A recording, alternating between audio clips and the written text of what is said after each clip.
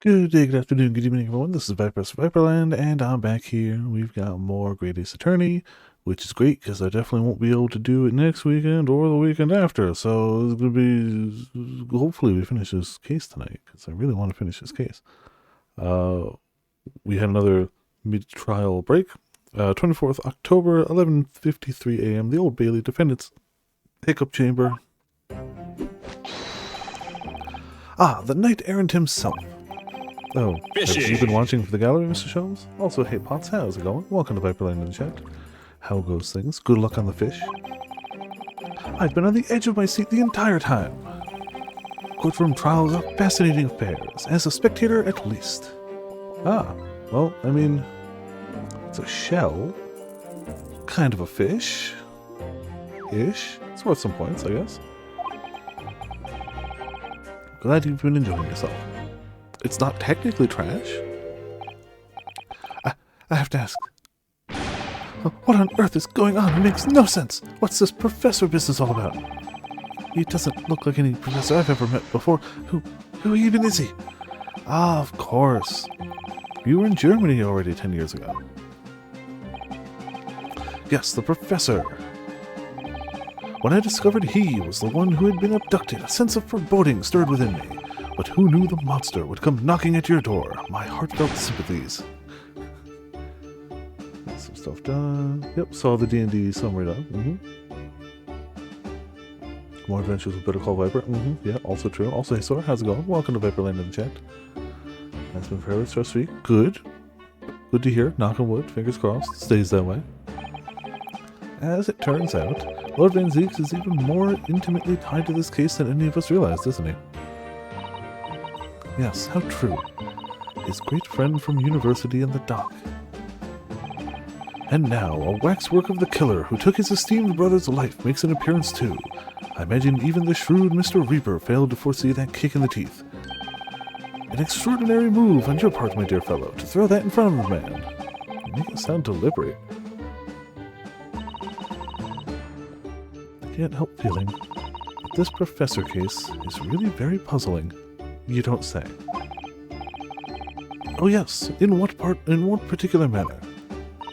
Well, there's Mr. Drebber, Dr. Seath, and Lord Van Zeeks. Seems that everybody in the trial has a link to the case somehow. Yes. In fact, I alone am not a member of the set. Though that leaves me as an empty set, all alone, with no intersection to any other. Excuse me. Ah, yes.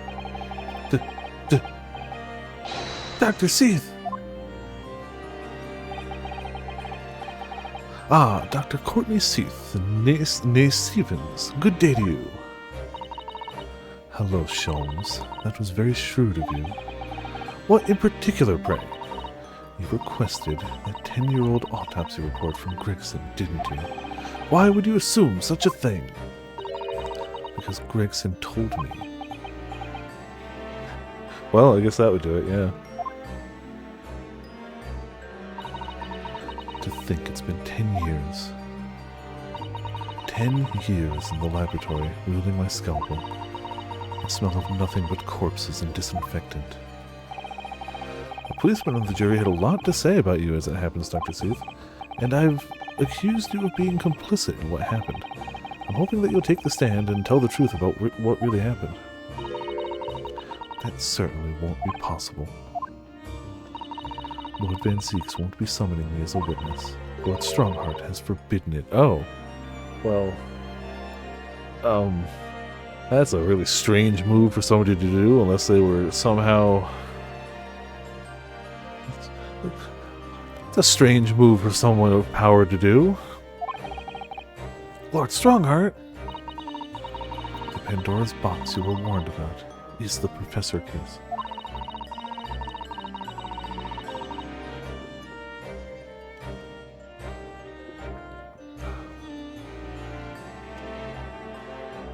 Please don't make the mistake of thinking you get any information about it out of me. Also, a second nose.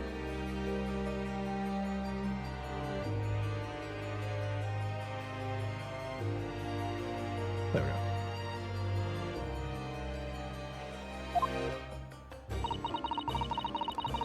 but attempting to hide from the truth. That's cowardice. I like how Strongheart, this is like the, what, third time Strongheart's been like, go and defend that person. And then when we defend that person, they're like, no, not like that. Wanted you to do it badly and wrong. What are you doing? Like, yeah, we're kind of okay at what we do, you know. Always fought crime the way that I see fit. I have no regrets, none at all. And that's all I came here to say. So, good day to you. He wants us to be a fall guy. Don't it? Don't it? She mentioned it too. This Pandora's box. Whatever does it all mean? There's really no cause for concern. I assure you, when the trial resumes, the meaning will become all too apparent, whether you like it to or not. Huh? Now then, I believe it's almost time. I must make my way back to the public gallery. The edge of my seat awaits. I think maybe you're enjoying yourself a little too much. Ah yes, one word of warning before I go.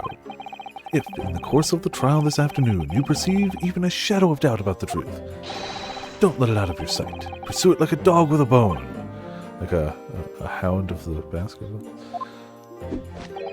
To the bitter end, you understand? Do not falter, whatever may come to pass. Alright, I understand. Thank you. Good. I shall make myself scarce then. I purchased a bar of caramel earlier, so I shall be gnawing on this as you gnaw away at the truth. Cool. Enjoy. What did that warning from Mr. Sholmes really mean, I wonder? Especially the bit about whatever may come to pass. I mean, whenever one case is intrinsically tied to a case that involves a bunch of high-ranking legal, doctoral, and government officials from like a decade ago, that always means that everyone is going to be very happy when the truth does come out. It's time for the final chapter then. Isn't this like the fourth time he's called it the final chapter? I'm determined to find the truth, no matter what. I think it's like the second time he's called it the final chapter, but still.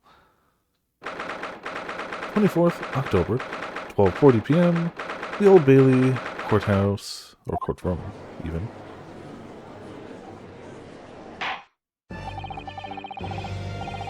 In the name of Her Majesty the Queen, I hereby reconvene the proceedings of this court. Counsel for the defense and prosecution, are you ready and able to continue? I'm never prepared for him. The prosecution is ready, my lord. Yes, my lord. The defense is also ready. I know he's going to be there. I know he's going to get ye old DL6, yeah. I'm still never just ready to just drop. As the court is aware, the case under our scrutiny began with a damaging incident at the Great Exhibition. Yet we now find ourselves embroiled in the details of a convicted felon who was sent to the gallows a decade ago. This trial has certainly defied all expectations, as seems to be the fate of all trials in which this Nipponese is involved, my lord. So then, let us begin our exploration of the defense's assertion that the waxwork was cardinally involved in this matter. Lord Van Zieks, my lord, are we still awaiting the arrival of Madame Tuspels? Not at all. She is in the antechamber as we speak, and ready to be summoned. Very well, bring in the witness. At once, my lord. Bailiff, show Madame Tuspels to the stand. bring in the witness. Bailiff, bring in the witness. Other bailiff, bring in the witness. Just somebody bring in the goddamn witness. Things are about to become a lot more intense. If Drebber is responsible, as I'm sure he is, it means he must have an accomplice in Dr. Seath. And what connects the pair of them is the waxwork. Yes, the model of the professor. That's the key to the link between these otherwise unrelated individuals. It is a tenuous link admittedly, but at present it's all we have to go on.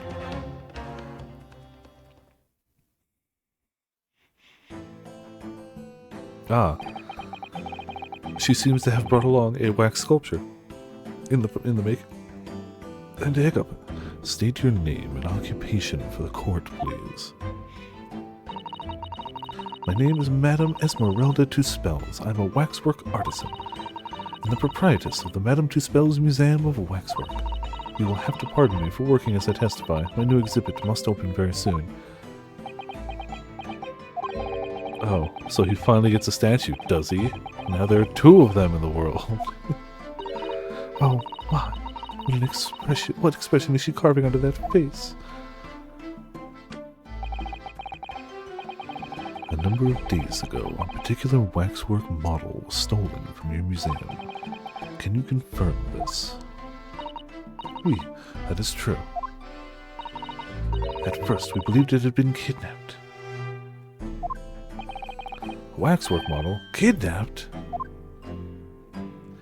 He has a homie, a masked homie, and we're pretty sure we know who it is. By we, I mean literally the characters of Naruhodo. Like, literally, they're pretty sure they know who it is. Yes, my lord, there was a demand for ransom money left behind with the culprit. They're pretty sure it was the guy who was killed on the boat, who was originally supposed to be coming here, Susato's, friend, who we got the sword from. Pretty sure, since his body was never recovered or delivered anywhere, and this character, has no memories, but she gets a very strong vibe of his stance and mannerisms and way of standing and speaking. So, gonna see how that plays out. Also, the timing works out for when he became Van Ziek's apprentice versus was supposed to be dead. So, this will be fine, I'm sure. Totally not part of this case whatsoever. Don't worry about it. But yes, now he has extra hands for his extravagant animations, which is very, very wonderful. However, according to what I've just been told outside of the courtroom, that was not the true reason. I understand it was utilized as a substitute for the body of a murder victim. At present, that is no more than conjecture proposed by the defense. And this is the victim of the case in question, Mr. Odie Assman. But of course, I know him well. He is a part of my odious personages exhibit. I detest to say what is evident, but Mr. Assman does not resemble the professor at all. Yes, but perhaps their faces are very similar. Are you suggesting that we should see now the demasked visage of the professor? I have here the key, but it is strictly forbidden to open the lock. This is absurd. Pardon? I don't know what face you've carved into your fancy figure beneath that mask. But clearly it won't be that of the actual killer. Indeed, the man's identity was never made public after all. The trial took place in a closed court. The proceedings were strictly confidential. The condemned man was summarily executed. His identity remains a closely guarded national secret. There is no possible way that a repository of tawdry exhibits could get its hands on that information. Quel dommage. It would seem you are unaware of the Tuspels' principles. Yeah, she admitted earlier that the only way she can make one of her waxworks that lifelike is to actually see, like, the executed bodies, right? That was the thing? Which definitely, I don't know how she's gonna model Sholmes perfectly, but that's neither here nor there. What principles? The family Tuspels has always prided itself on sculpting its models a la perfection. Every detail, including the visage, is fashioned with complete fidelity. Et voilà our principles. There's a well-known legend about the Tuspels waxworks from the time of the French Revolution. A member of the Two Spells family is said to have made a waxwork of the queen who was executed. Oui, that is true. It was a century ago now. I believe the queen's face was carved in the minutes following her death, actually at the guillotine site. You are correct. The model is on display still today in the House of Horrors. We Two Spells will stop at nothing. Oh, damn it, her theme. I always forget. Potts, you've seen the TV show for the series of unfortunate events, right? We Two Spells will stop at nothing to obtain a faithful replica of our subjects. Dear me, a somewhat disturbing tenacity of purpose. It's the only way to obtain a truly lifelike representation of the subject. Her theme definitely has the exact same opening notes to the Welcome, Welcome, Welcome to the House of Freaks song from the Carnival episodes. 100%. And every time it plays that descending scale, I'm just like, no, focus on the trial. Every time. And it just... and... okay, gotcha. I couldn't remember. This case has been ongoing for a while of real time. I wouldn't call that a tangent. I would call that a funny musical quirk of the game / that show. I wouldn't call that a tangent myself. Oh, I mean, last time probably, yes. I'm sure. That I won't doubt. It has been my family's secret for generations. We also, don't forget, we have the cheese command. Do you mean to say that beneath that mask? Oui, the true visage of the killer is there. This is ludicrous. It's out of the question. The professor spread terror throughout Great Britain.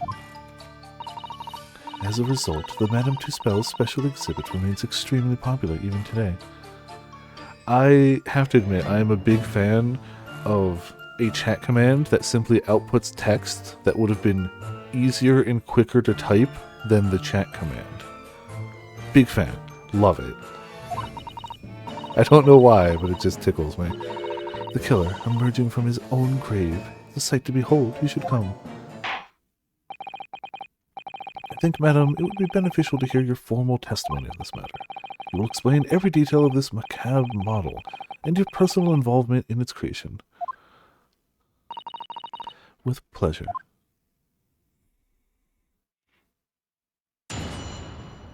Witness testimony. The Professor Waxwork. The special exhibit in the House of Horrors is based on a rumor that shocked society in London.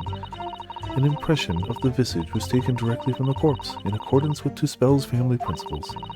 I enlisted the aid of the gravedigger, and created a mold for the head in the cemetery just before the interment.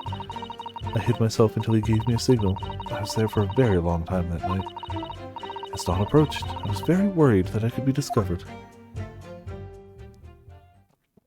I don't know where we're going to find a gravedigger. The man sanctioned this.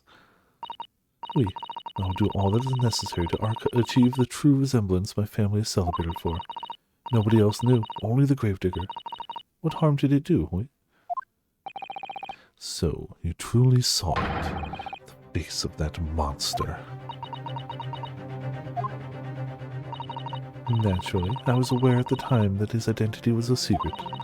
But Two Spells would not be Two Spells if we did not insist on absolute fidelity to our sculptures. I don't believe this. I myself have seen the special exhibit at your museum, madam. A truly blood-curdling scene in which the murderer is emerging from his own grave. The scene it depicts was the subject of many rumors in London 10 years ago. I have here a newspaper from the time. The special exhibit was based upon the picture in this article. Is this from the grave? Was the ball mask to blame for the great blaze? These are also fully written out articles. Like, they could do the usual thing of just print big text stuff and then, like, you know, scribble the rest of it, but like, that's text all the way down. The great stink. Right. Credit where it's due, not bad. I mean, I don't know if it's 40 out. Yeah, it's honestly that's what it was today minus the rain. Today it actually kind of went up to 40. So we're kind of nice temperature today. It's supposed to snow over the weekend, but it doesn't matter. It's supposed to be 70 where I'm going. So high 60s, low 70s. Seems to be the forecast where I'm going. So yay. Also, Eric, how's it going? Welcome to Viperland in chat. Hope you're having a good weekend. Good end of the weekend. Besides the wishing for snow. Yes, welcome to temperature. I have to worry, but here it's good. Yeah, so I'll be okay where I'm going. To the southeast, yeah. It'll be weird, very weird. But I planned the trip this time of the year for that reason. I knew I wanted to get some of that benefit, and I don't want to encounter those summer temperatures. That's okay. Winter temperatures. That's better. Oh, damn. Yeah, that's not great. Man, the fires weren't enough. It's the most detailed account of what happened, as reported by the eyewitnesses who saw it. And the old article has been entered into the court record.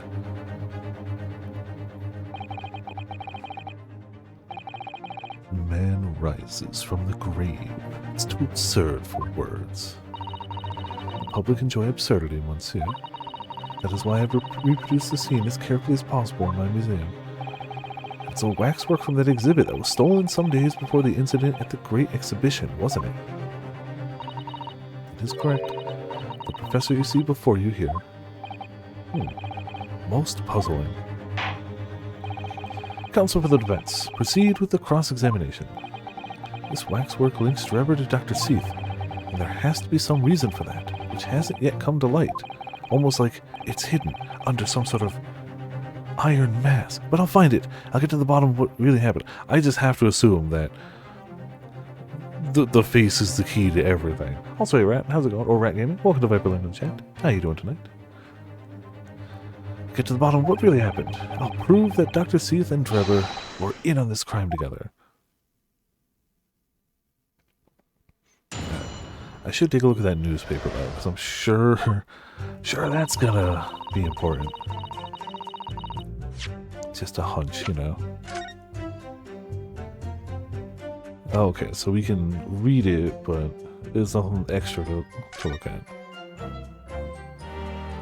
Mad sheep rampage. Unexplained phenomenon grips Oxfordshire region.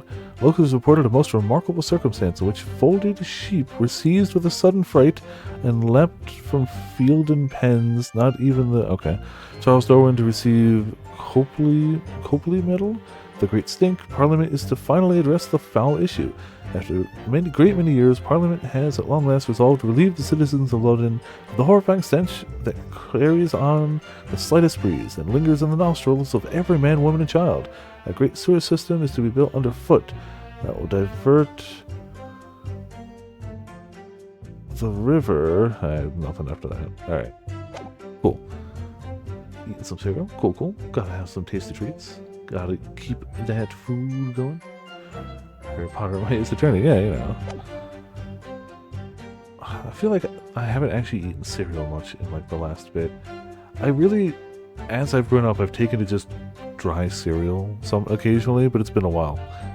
Big fan of Life cereal. I feel like that's my go-to. That and Honey Nut Cheerios. Honey Nut Cheerios is just one of those simple pleasures in life. Hold it! That rumor would be a 10-year-old tale now, but one that no Londoner would ever forget. Ah, right, I know just what you're talking about, I think. Of course, it couldn't be anything else. Yes, that story will never disappear. The tale of the condemned killer rising from the dead. Cocoa Wells, another classic. Not one I've had recently, but always tasty. See, that's one of the few that's like, you gotta have milk, because then you get the chocolate milk afterwards, so like, that's important. That is the central attraction of my House of Horrors. The rumor was whispered all over the city, and it was like this. It was in Lowgate Cemetery behind the prison, in the dead of night, after the execution of the killer. The interred professor slid back the stone slab, covering his tomb, and emerged from his grave.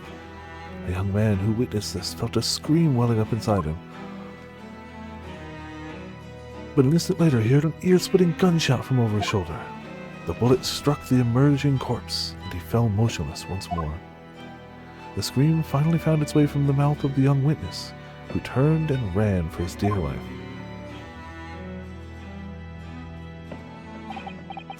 The corpse climbed out of his own grave? And then somebody shot him. Who was it? Nobody knows, even today. But remember, it was just a rumor, perhaps nothing more than a ghost story. The good people of London, they love stories like this. That is why it was in every newspaper across the capital. But was it just a story? I mean, this is exactly the scene that can be seen today in your museum, isn't it? The special exhibit was modeled on that very illustration. For a while afterwards, the contents of that article were reproduced in every newspaper imaginable. Madam, might I say something? Please, go ahead, mademoiselle. When something is described as a rumor, it doesn't necessarily mean that it's entirely made up. I believe that often, rumors contain elements of the truth. I see that people from the East can be just as astute as the people of Europe. Can we be sure, for instance, that the professor's execution was successful? It is not possible for the dead to come back to life. I mean, I feel like that's stating the obvious, but good to get it out in the open. Sorry? 10 years ago, I was there in Lowgate Cemetery, after the criminal known as the Professor was killed by hanging. I took a wax impression of his visage from the corpse just before it was interred. So I can assure you, the man was dead. I see. It would certainly appear that the condemned man suffered the intended fate.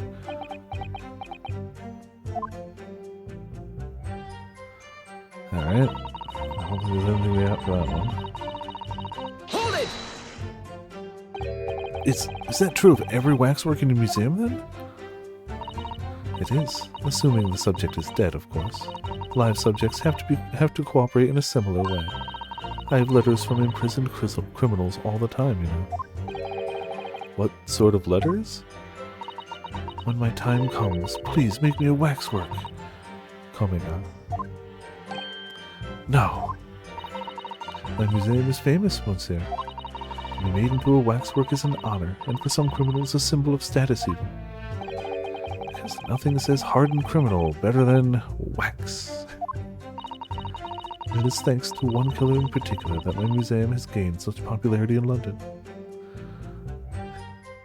Yes, correct.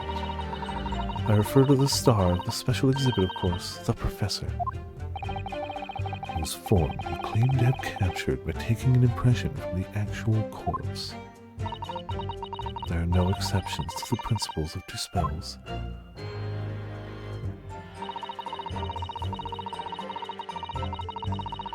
Hold it! Not immediately figuring out where we're going to have to contradict her, but I guess we'll figure it out. Surely that's illegal, isn't it? It would seem the proprietress of this repository of novelties was blinded by the monetary greed. It had nothing to do with money. The man is part of London's criminal history. That is why I had to sculpt him to record this history. It is the reason to tear of the Two Spells Museum. But if the man was convicted in a closed court and sent for immediate execution, then surely nobody but the members of the judiciary present know the killer's true identity. I assure you, behind that mask is hidden the true face of the Professor. Do you realize what you're saying? The Professor's identity is a national secret. Wow, sounds like people got a lot to hide, though. Maybe the nation should have fewer secrets.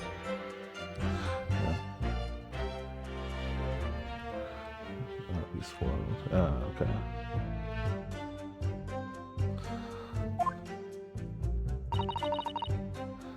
I understand.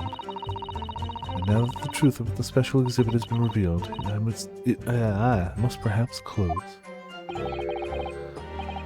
course it will, as will your entire museum if you don't tread very carefully, madam. That could be another interesting chapter in the history of my family, I think, don't you? So, 10 years ago, on the night of the professor's execution, you took a wax impression of his face from the corpse. Oui, exactement.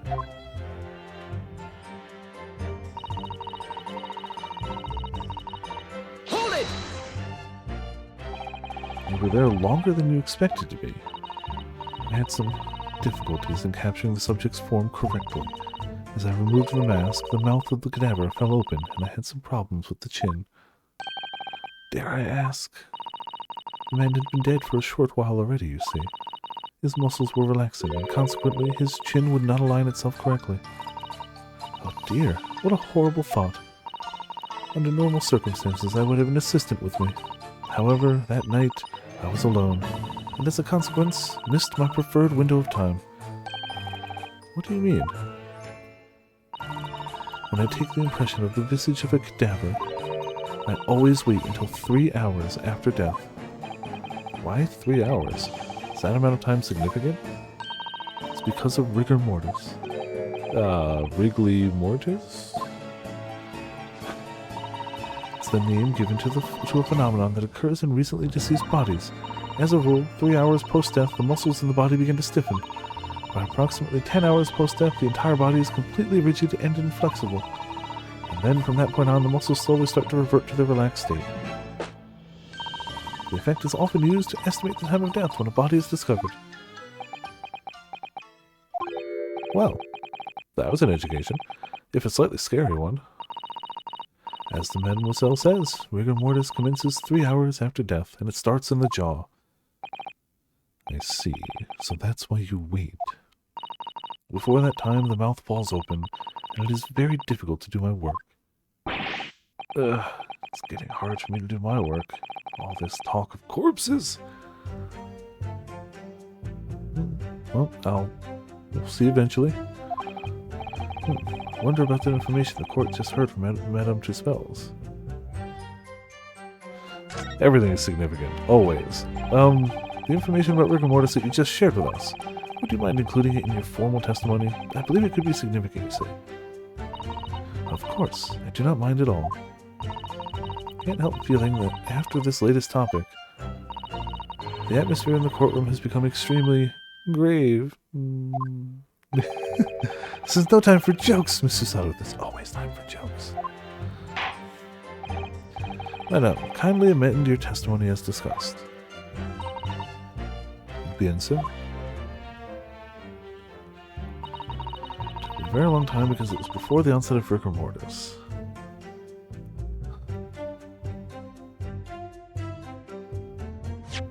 What do we have for that?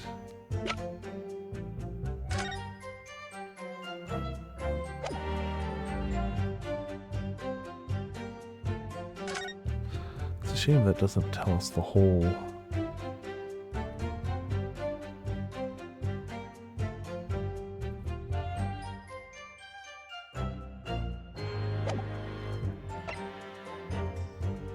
No.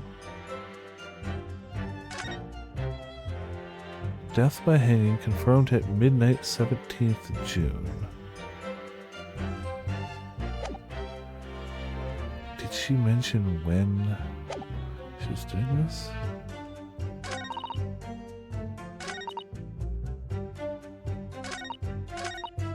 Hold it! No, I didn't mean to do that. We'll just skip it. Rigor mortis being the phenomenon you described, whereby the corpse becomes stiff after death. I think you said that it starts at the jaw, about 3 hours post-death. Is that right? Oui. Of course, the exact duration depends a little on the season. I didn't realize a waxwork artisan would be so well-versed in the subject. No, there's only elementary knowledge in the field of legal medicine. Well, I had no idea about it, but maybe I won't admit to my ignorance about forensic science. I could ask my father to give you a very simple primer if you'd like. Probably useful, yeah. I think corpses should be your domain. I'm not good with them. Oh dear, I'll do my very best. Stone approached. Hold it! Maybe it is a timing thing. I don't know. Hold on.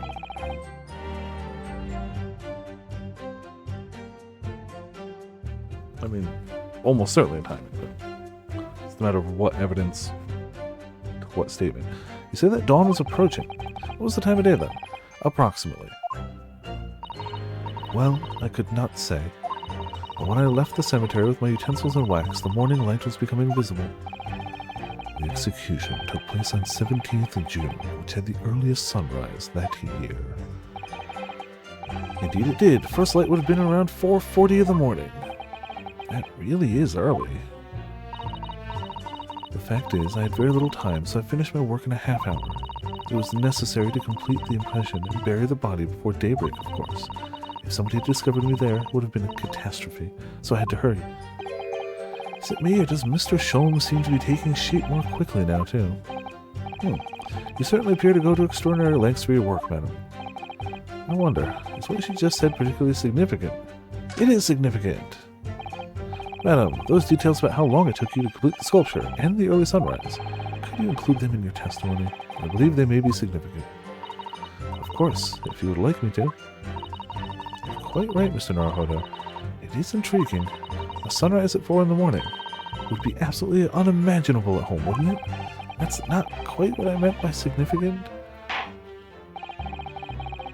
Yeah, that's drastically too early.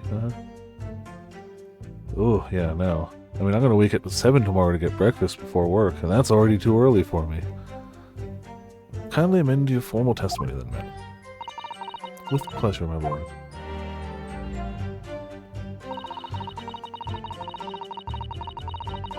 Hold it! Did you have reason to believe you might be discovered once the sun came up or something? I had paid the gravedigger money to keep my little secret, of course. But, with the morning light, I knew that the warden from the prison would commence his patrol of the area. Couldn't you just have paid off the warden too, then? I had already paid the gravedigger, as I said. You cannot buy the silence of everyone, or the secret is no longer a secret, oui?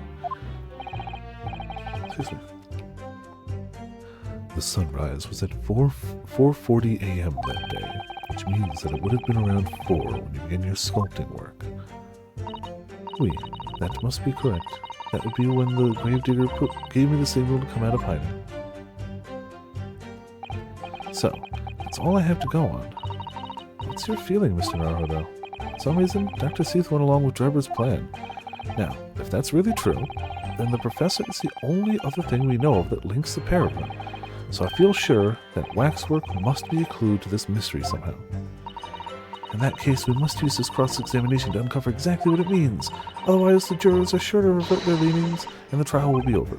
I agree, but interestingly, uncovering what the professor has to do with all this means more to Lord Van Zieks than anyone. That's the impression I'm getting, anyway. Yes, as do I. After all, he has a profound connection to the professor as well.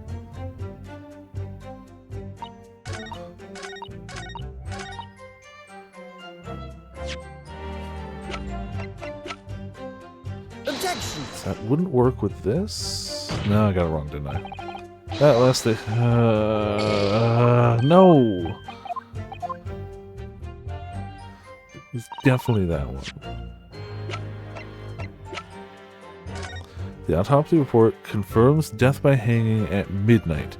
If it was confirmed death by hanging at midnight, then the fact that rigor mortis hadn't set in, which was supposed to be 3 hours after they were dead, when she started at 4 a.m., and then she says lasts for a good while, doesn't make sense. I actually have no other idea right now then. So, guess we'll have to take a better look. That was really the idea I was going for.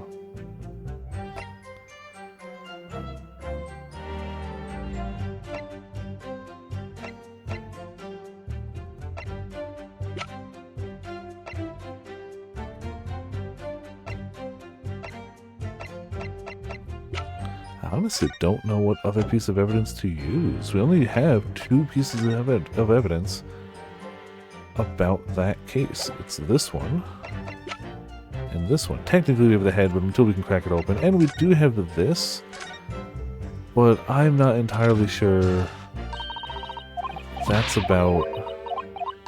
It's from the exhibit, but I'm not entirely sure that's about the 10-year ago case. I think that's a more recent thing.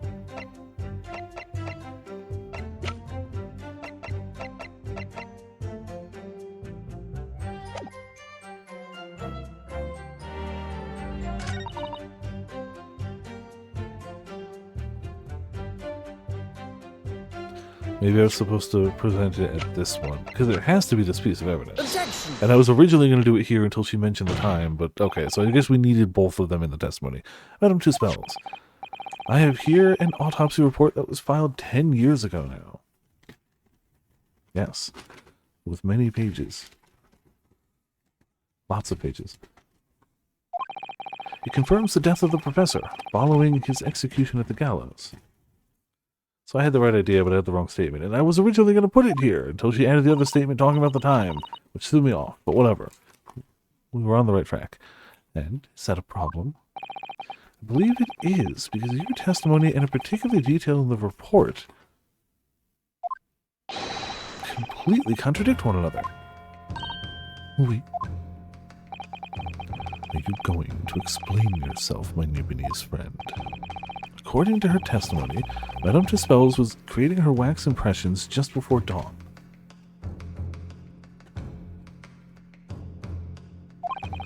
And at that time, rigor mortis had not yet set in.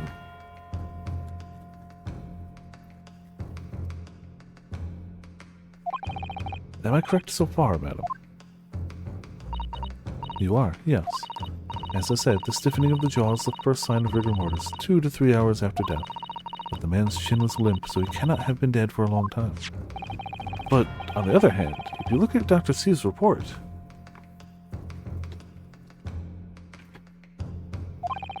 it quite clearly states the following. Death by hanging confirmed at midnight, 17th June. No. The professor indeed died at midnight that day. Then, by the time you were sculpting his face, rigor mortis would already have set in. Wait, yes, you are right. The chin, it would have been completely stiff. In other words, this report is wrong. Objection! No coroner makes mistakes when recording the time of death. The very idea is absurd. Oh, yeah, no, he's got some problems, yeah. Such is the British way. Also fair. In that case, there's only one possible conclusion. The execution didn't actually take place at the stated time. Impossible. Order! Counsel, this is beyond folly. Not only do you indict the author of the report, Dr. Seath, you also implicate members of staff at Barclay Prison where the execution took place. By heck! Extraordinary! Not in my day! I don't think I gave him the old man voice, but it's too late right now. My learned friend appears to have overlooked one very crucial fact. What fact? The professor died that night, without question. He did, of course he did. I moved the man's limp jaw with my own hands. There was no... Yes, the professor died that night. But what if he didn't die at the gallows? Didn't die? Are you insane? What exactly are you suggesting did happen in that case? It's almost impossible to believe, but it would explain the link between Dr. Seath, the professor, and that one other person of interest. I have evidence that will explain exactly what I'm suggesting happened that night. Sure. Definitely do. Yep. Counsel, present the evidence at once. The evidence that allegedly explains what really happened on the night of the professor's execution. The mad sheep rampaged? The great stink happened? No. Definitely no. Unfortunately, no.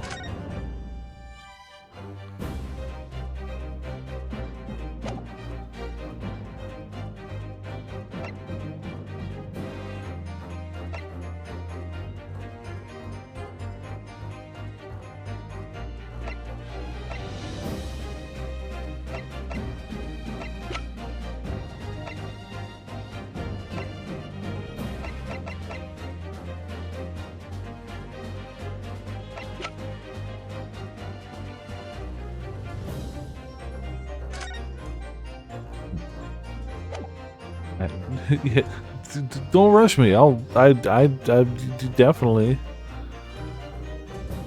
We can't go to people, so it's not a person, which makes sense. But it has to be something here.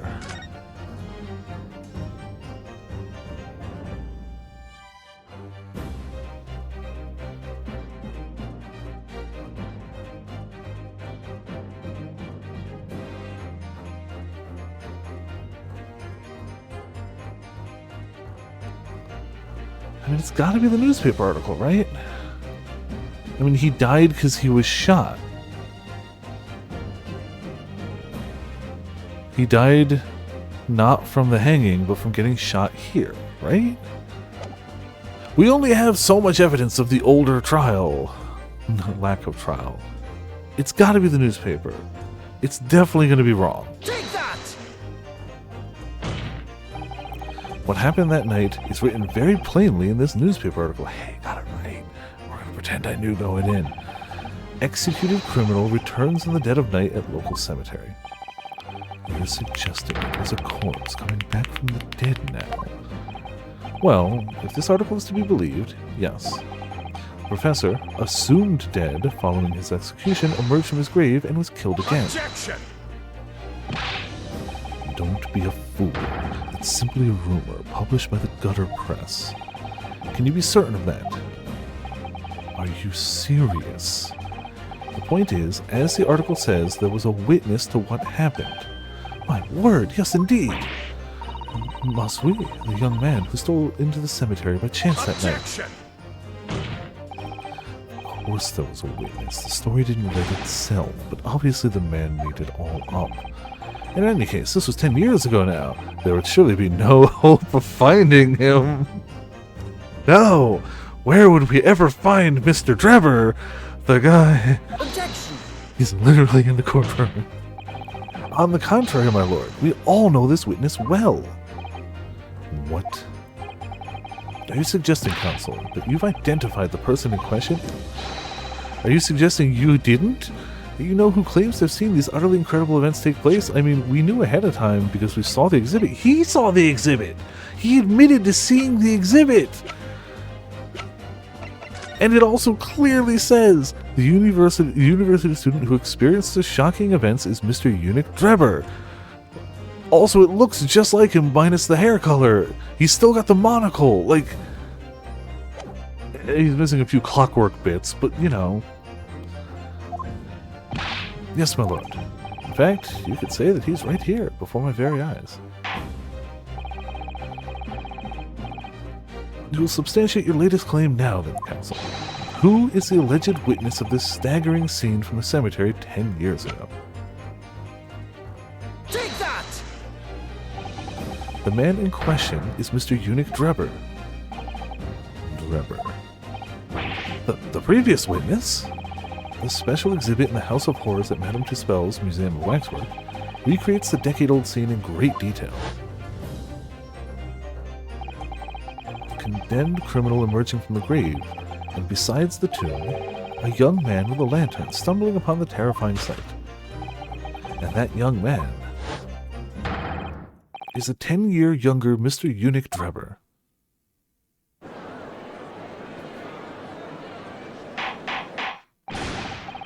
Order! Surely not, counsel. Drebber was there, in Lowgate Cemetery. What is all this talk about Mr. Drebber? Is the name significant? Of course, Madame Tussauds doesn't know, does she? Yes, it's extremely significant, madam. To your situation as well, in fact. What situation? The theft of the Professor Waxwork from your museum some days ago was perpetrated by the very same man. No, but that would mean... Madame Tussauds. It would appear you know the name Eunuch Drebber. I mean, she made a model of him. Yes, I know it. But from long ago in the past. What? Oh my! Good gracious! Explain yourself. Tell us everything you know. I mean, bare minimum, she sculpted him.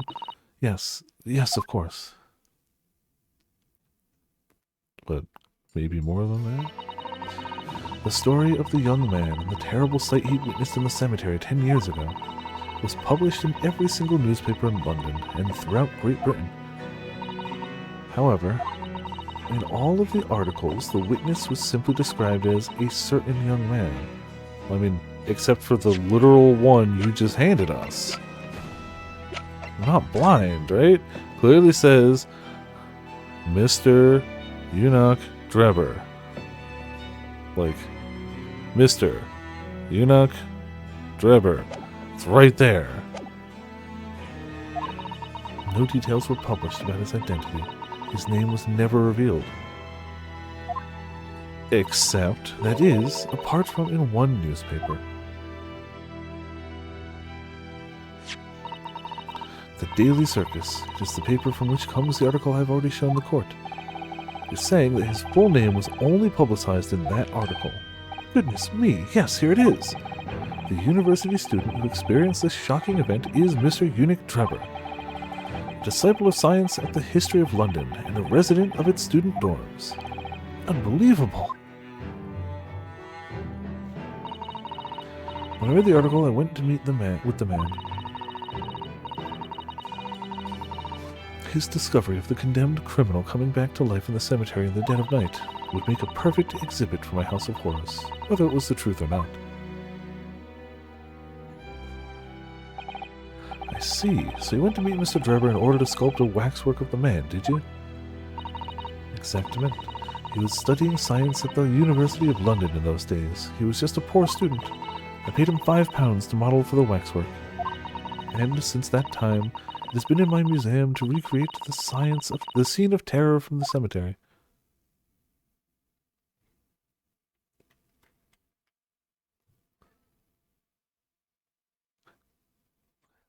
We're all speechless.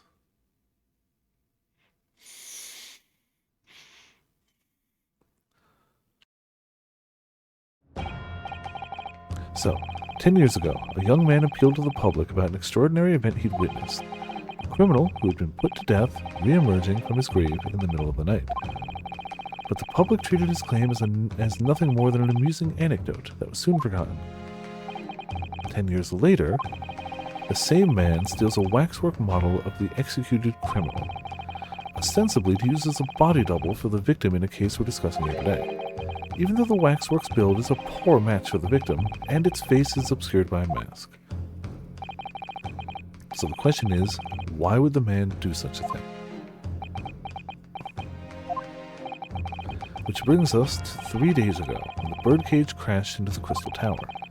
If the birdcage had in fact contained not the body of Mr. Ass Man, but that same waxwork, the coroner from Scotland Yard who investigated Dr. Seath would have noticed immediately. And yet, she submitted this autopsy report for the victim, which the court has seen earlier. Why? Because the waxwork was that of the professor. Is that what you're saying? Dr. Seath put her name into a document confirming the death of a condemned criminal who is still alive. A criminal whose apparent resurrection was witnessed by Mr. Drebber. But that misconduct was a deadly secret the coroner would do anything to protect, which is precisely why Mr. Drebber used that particular waxwork as the body double.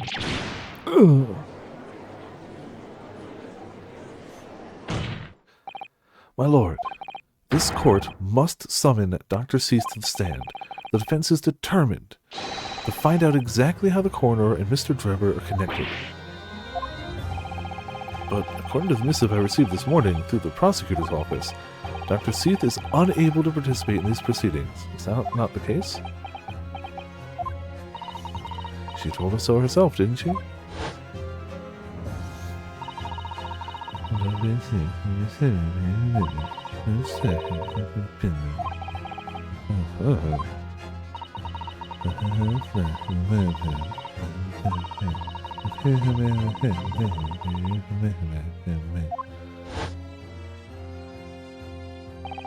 Something happened on the night of that killer's execution 10 years ago, and surely nobody would want to get to the bottom of that more than Lord Van Zeeks.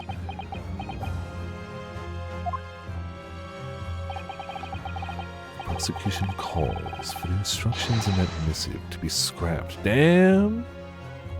Lord Van Zeeks, seeker of truth, at least when it has to do with, the 10-year-old murder of his brother. But still, good on him. Screw this court. Let's find the truth. But Lord Van Zeeks, the missive was issued from the Lord Chief Justice's office. Objection!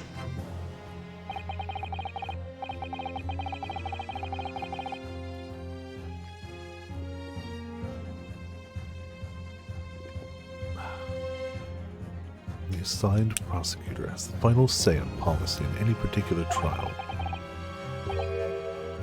In other words, me. Yes. Let Eunuch Drebber and Dr. Seath both take the stand together.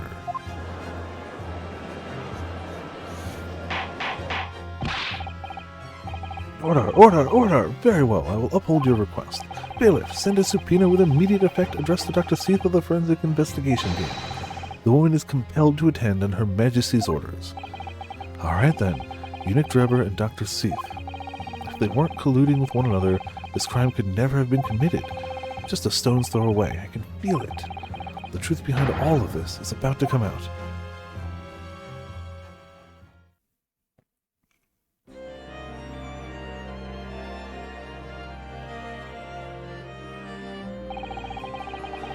Thank you for your attendance at such short notice, Dr. Seath.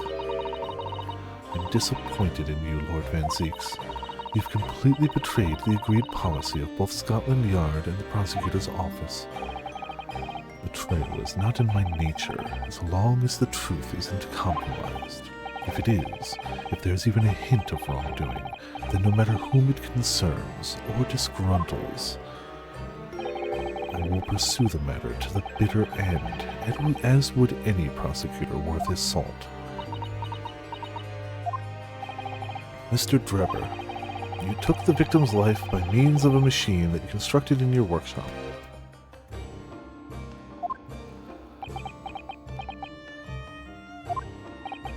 And Dr. Seath, as the investigating coroner, you were the first on the scene to examine the victim's body.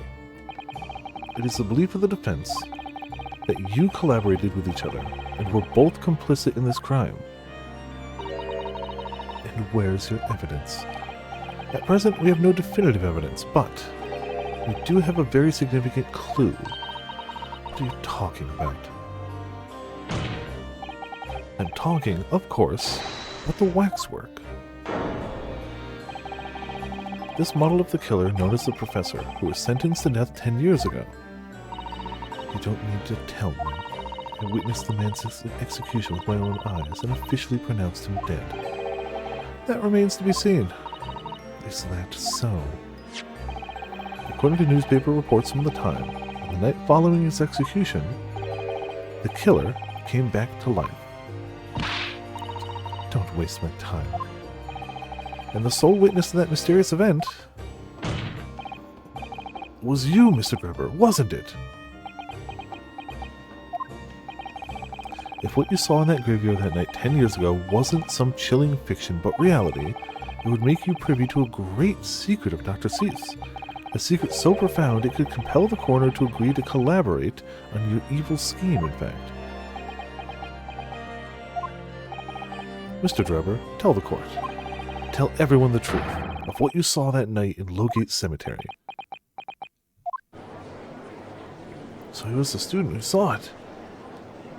You can see the resemblance, actually, can't you? With the man and Madame Tussauds, I mean. Surely he's not going to claim that's really what he saw, especially not after all these years. He was a research student at the University of London, was he? And a bit too clever for his own good, if you ask me.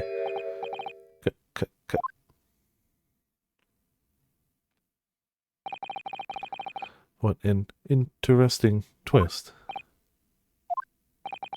When, at the time, not one person would take me seriously.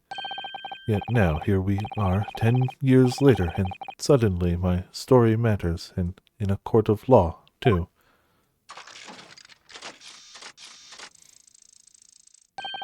Very well then, if everyone so wishes, let's be frank. I'll tell you the truth of what happened that night for what it's worth.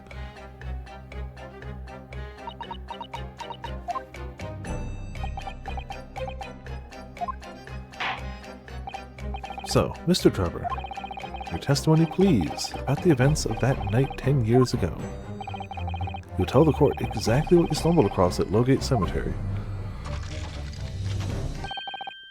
Yes, of course, as you wish. I'm sure there will be no lies anywhere. No lies or contradictions whatsoever. In the cemetery 10 years earlier. The reason I was in Lowgate Cemetery at all 10 years ago was for a spot of moonlighting, you see. Yes, the illustration in that newspaper article was based on what I witnessed that night. But thinking back now, I realized that I never actually saw the professor. Soon afterwards, I was visited by a young woman who sculpted a model of me from wax. Then I gave up on my dream of becoming a scientist, and it was all because of that newspaper article.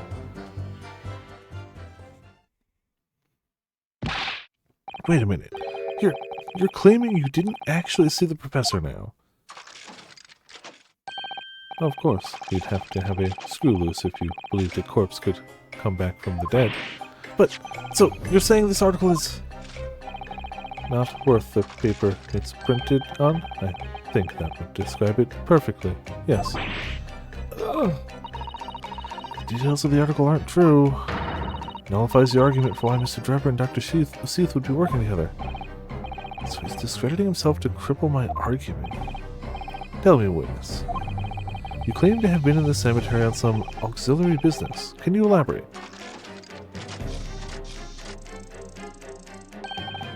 That's right. Grave robbing, to be precise. As you know, Lowgate Cemetery is at the rear of Barclay Prison.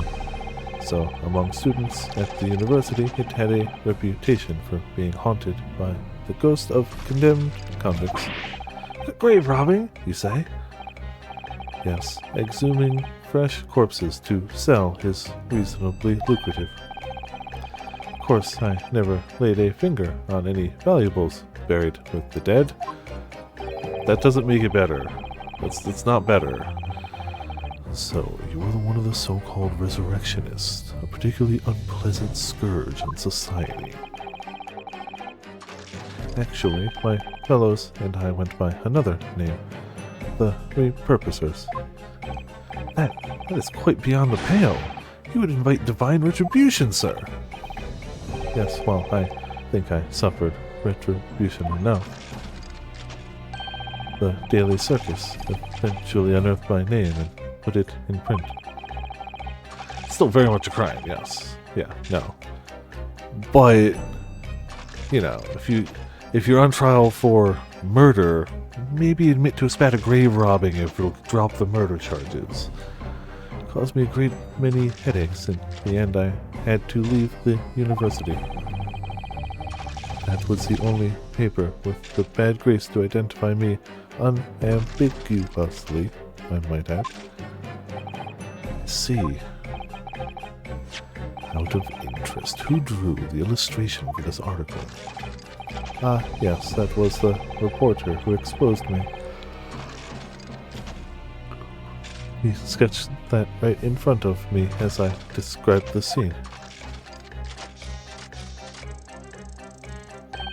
Obviously, as time ticked on, I bitterly regretted what I'd done, claiming to have seen something I never truly saw.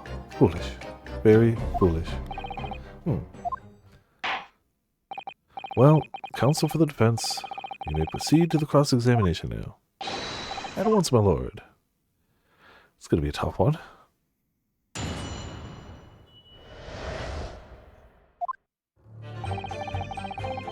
I think I have an idea, but we'll see how it pans out. Hold it! By moonlighting, you mean grave robbing, do you? Surely you only need to look at the graveyard scene and my appearance to gauge the answer to that. The lantern and spade.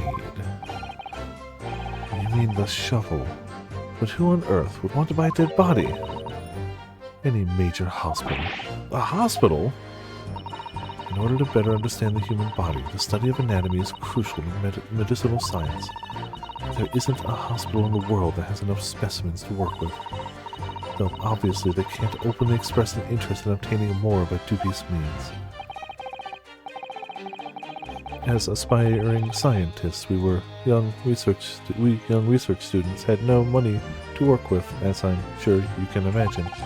So we made surreptitious arrangements with a hospital via some of our medical student acquaintances. We would never take anything of value from the graves. This was all for the furtherance of science, you see. That's what we told ourselves every time we stole onto the graveyard at night, spade in hand. You mean shovel? You realize body snatching is a serious crime. If you were caught, you could expect the gravest of consequences. We students were caught between the hammer and the anvil. We needed funds for research. Professor Harebrayne said exactly the same. Quite speechless at the apparent levity with which you revealed this abhorrent behavior. Well, if you wanted to know why I was there at Lowgate Cemetery, that's the reason. But I never expected to end the way it did. That I regret to this day.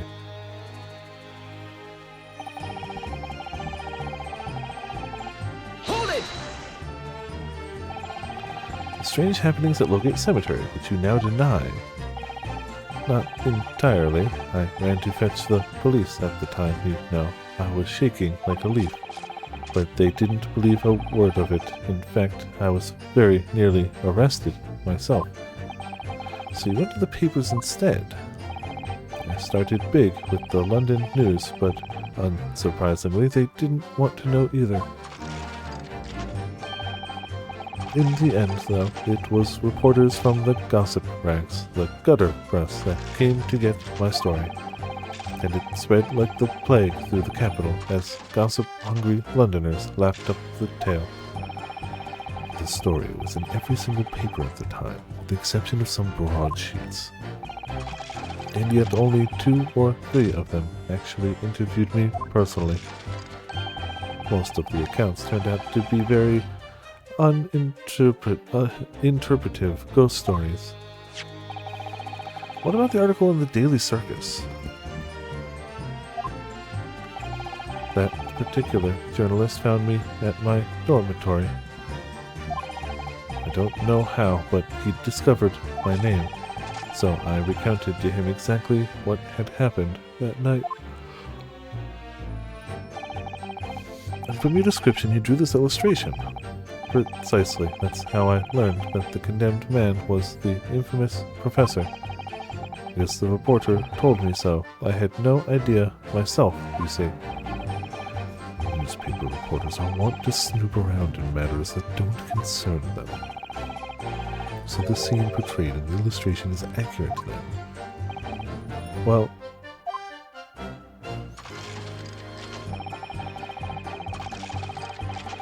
Hold it! what are you talking about? I think I explained already, didn't I? Lowgate Cemetery is at the rear of Barclay Prison, so it was renowned among us students at the university for being haunted by the ghost of condemned convicts. For some absurd reason, I was scared of the graveyard at night, and as a result, only too willing to believe that nonsense about the dead coming back to life. But you said you actually saw it! I said what I'd seen in my mind's eye. After all, resurrection is impossible, isn't it? You'd have to be unhinged to think otherwise. Unless, of course, you have some evidence that proves I encountered the professor that night. Oh no. Is there any material evidence that could show he really did see the professor? Do you have anything at all, Mr. Naruhodo? I know, you need to present it against that irritatingly backtracking statement of his. The point is, that night was a pivotal moment in my life.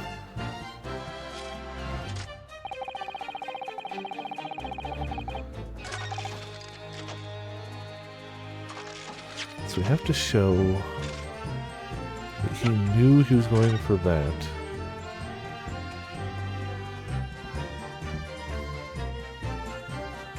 Just behind the prison, on the night of the Foul Demon's execution, the newly interred professor forced off his grave cover as he clawed free of the earth. Young man witnessed the scene on the verge of using shriek.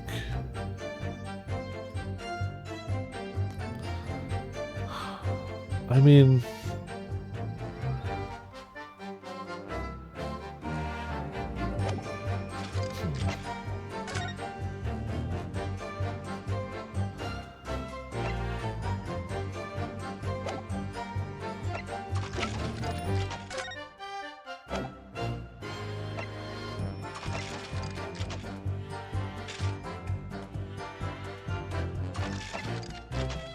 Oh. Huh.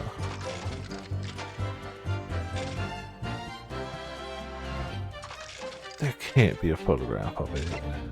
Right? But the camera might be the only thing that you can do. Honestly, the camera seems the best bet to me. No, it's not going to be. Defense. Yeah, no, let's do it.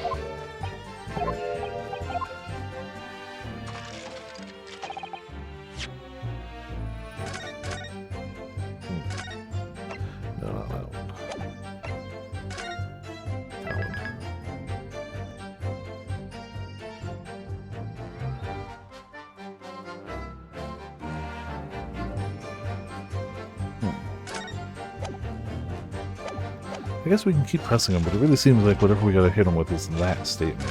But we'll see what his other two presses are. On the off chance we get any other info or something. A young woman being Madame Tuspel's, of course.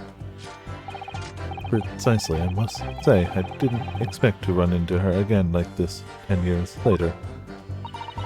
As I've explained, I went by the name published in the article, and Komeka, I found the man. Yes, the article in the Daily Circus, I think you said. Yeah, it's the one we have in front of us. Yes, that article.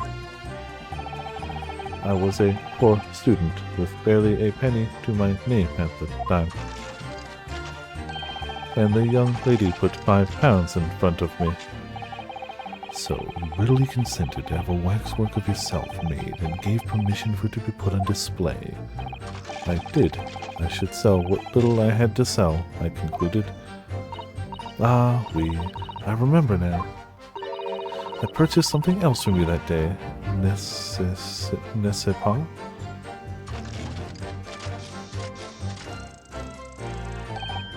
Did you? I can't say I remember. What was it, madam? His camera. Oh, it's So it was the camera. It was the camera. We just didn't know it was the camera yet. Ah. Oh, yes, I made a point of taking it with me whenever I made an excursion into any cemetery. You took a camera with you, sir? To what end? To record the details of the bodies I disinterred. But I had no intention of ever visiting a graveyard again after that night, so I sold it. I see. I still have it, monsieur. It is part of the special exhibit at my House of Horrors. I'm very meticulous about such details. It is the Tuspel's way. It would seem then that this is the very camera Mr. Drebber took with him to Logate Cemetery on the night in question. Yes, interesting. Details of the camera have been updated. We needed that, okay.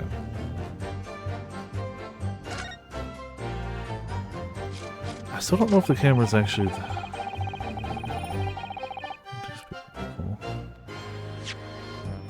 I mean, it clearly has this, but it might not be a recent one.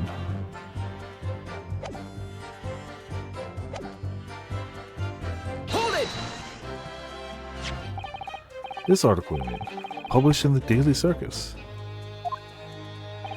Yes, somebody informed the dean that it was my name that appeared in the article, and carelessly let slip that night after night I was digging up graves. Hardly a model student, you might say. The university's reputation was execrably defiled, and I was expelled as a result. Mon Dieu, I had no idea. And having been run out of university, he found employment in a somewhat specialist trade. You combined your knowledge of science with knowledge of stage magic.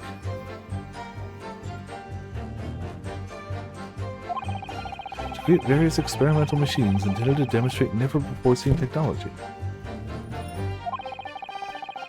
And use those deceptive machines to trick the government and private investors into giving you money.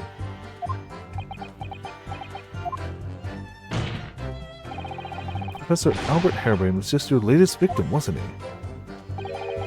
Whatever are you talking about? I have no recollection of doing anything of the sort.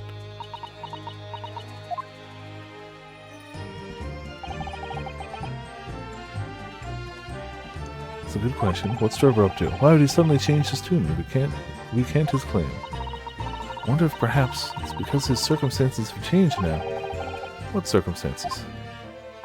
Well, if he admits to having seen the professor emerging alive from his grave 10 years ago, it will expose a secret in Dr. C's past that she would desperately want to hide.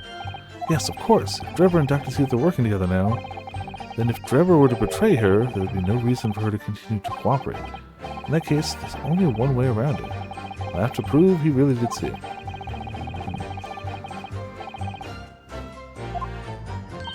It's going to be a difficult one to prove. Yes, Mr. Naruhodo, exactly. It's gotta be...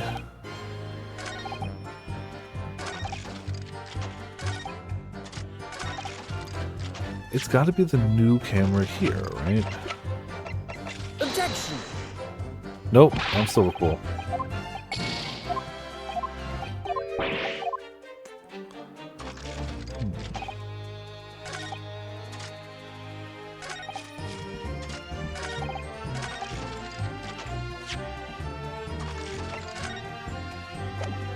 Wouldn't help.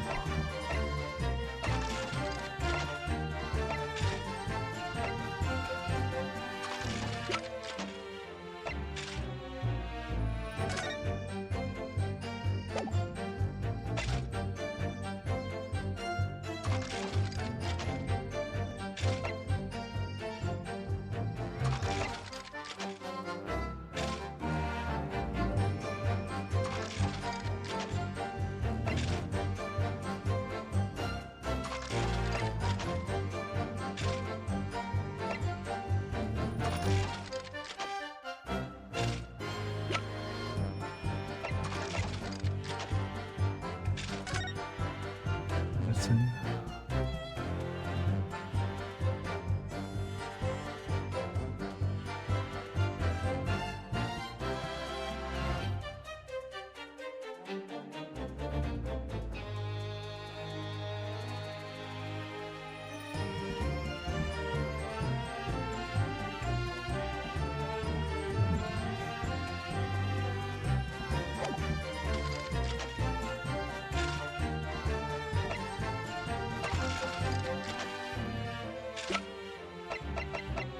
I think it would be the camera.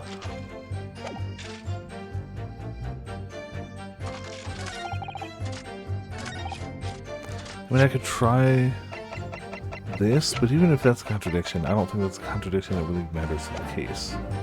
It's really gotta be this.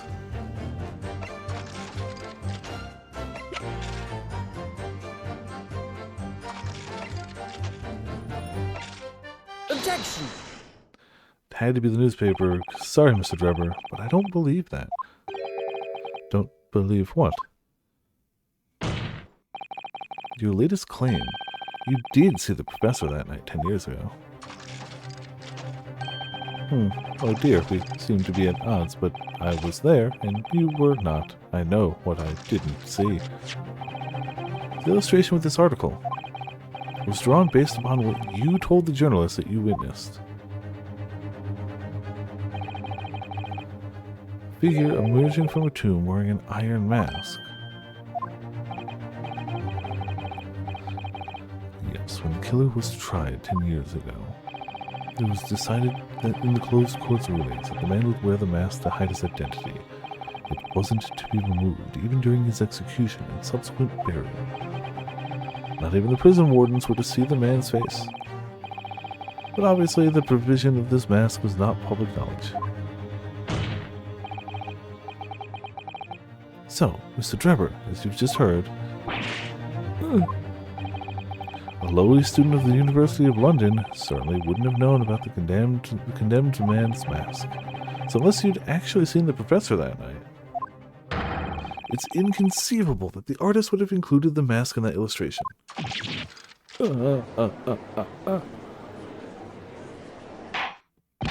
Order, order! Well, Mr. Drebber?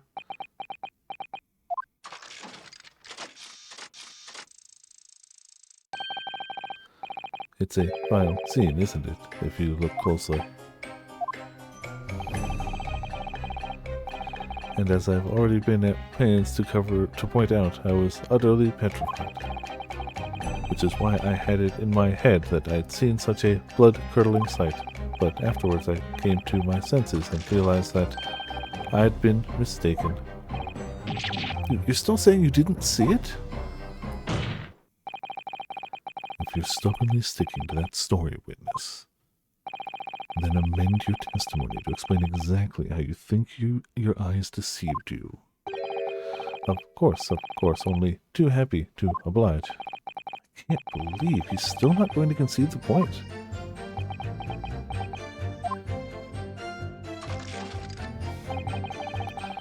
What I in fact witnessed was a fellow grave robber at work. Hold it! Fellow grave robber? What are you talking about? Well, I wasn't the only one busy in the cemetery that night, you know. Other body snatchers were at work.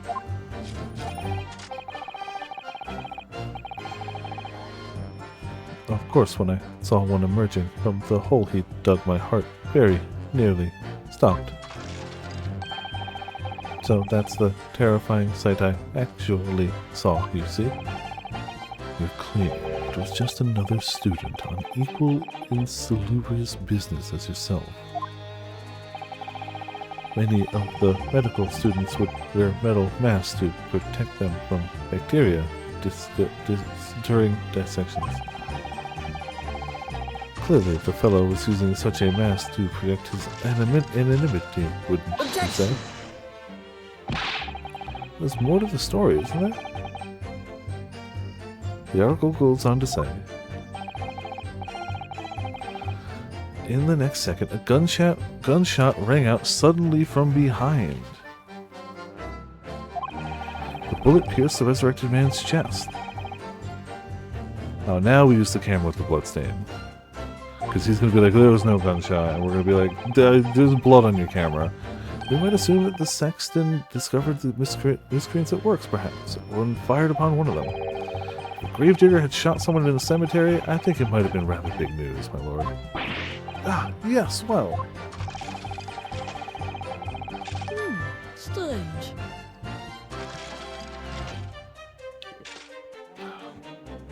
You can only assume it was an embellishment bolted on later by the reporter. Excuse me! Madame Tuspels! Don't take it out on Mr. Sholmes. Ooh la la, pardon. I was lost in my thoughts. Would it be fair to say that Mr. Drebber's last remark was significant to you in some way? I thought it was a little strange, that is all. How Monsieur Drebber could claim this now. If you don't mind me saying, madam, what are you talking about? Well, when I met you 10 years ago at your university dormitory, you recounted to me about your adventures in the cemetery, no? Including the gunshot. Stop. You might want to watch your tongue, you know. Objection! Have a care, Drebber. That's no way to speak to a lady. Please, Madame Tuspels, carry on. of course. According to what Monsieur Drebber told me at the time, he did hear a gunshot from behind him and the bullet hit the condemned man. I said nothing of the sort. No, you were very explicit about the details. About the mask that the figure was wearing. And the blood that splattered over you when he was shot. Enough! Shut up! Woman, you're making all this up. Now use the camera. That will do. Mr. Drebber. Yes? You refute the account just given by Madame Tuspels. I have no recollection of ever saying those things. Come on. Do you really expect us to believe that? Control yourself, Counsel. I will not permit baseless accusations in my courtroom. Right. I mean, it's not baseless, but that's fine. Under the circumstances, I think it best that you supplement your testimony with a statement to clarify your position on this witness. But very well.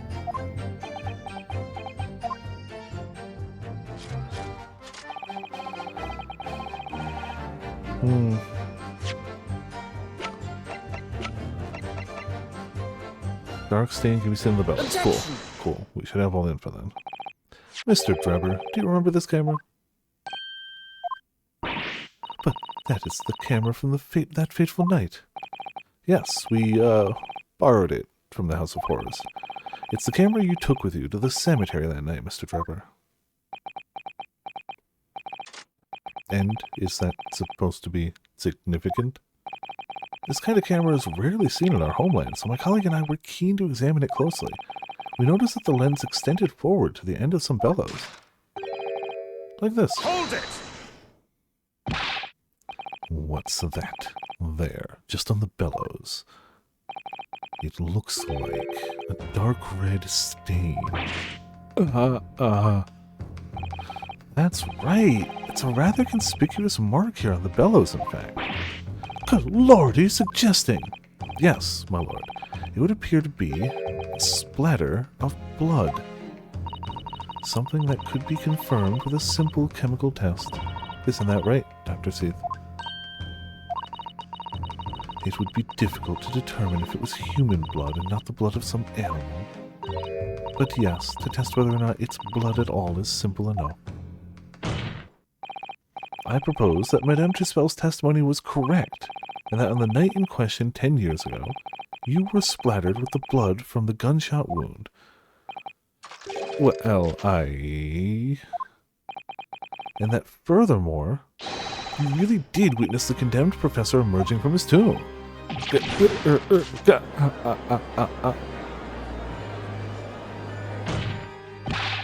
There's simply no way you could have forgotten such a traumatic experience.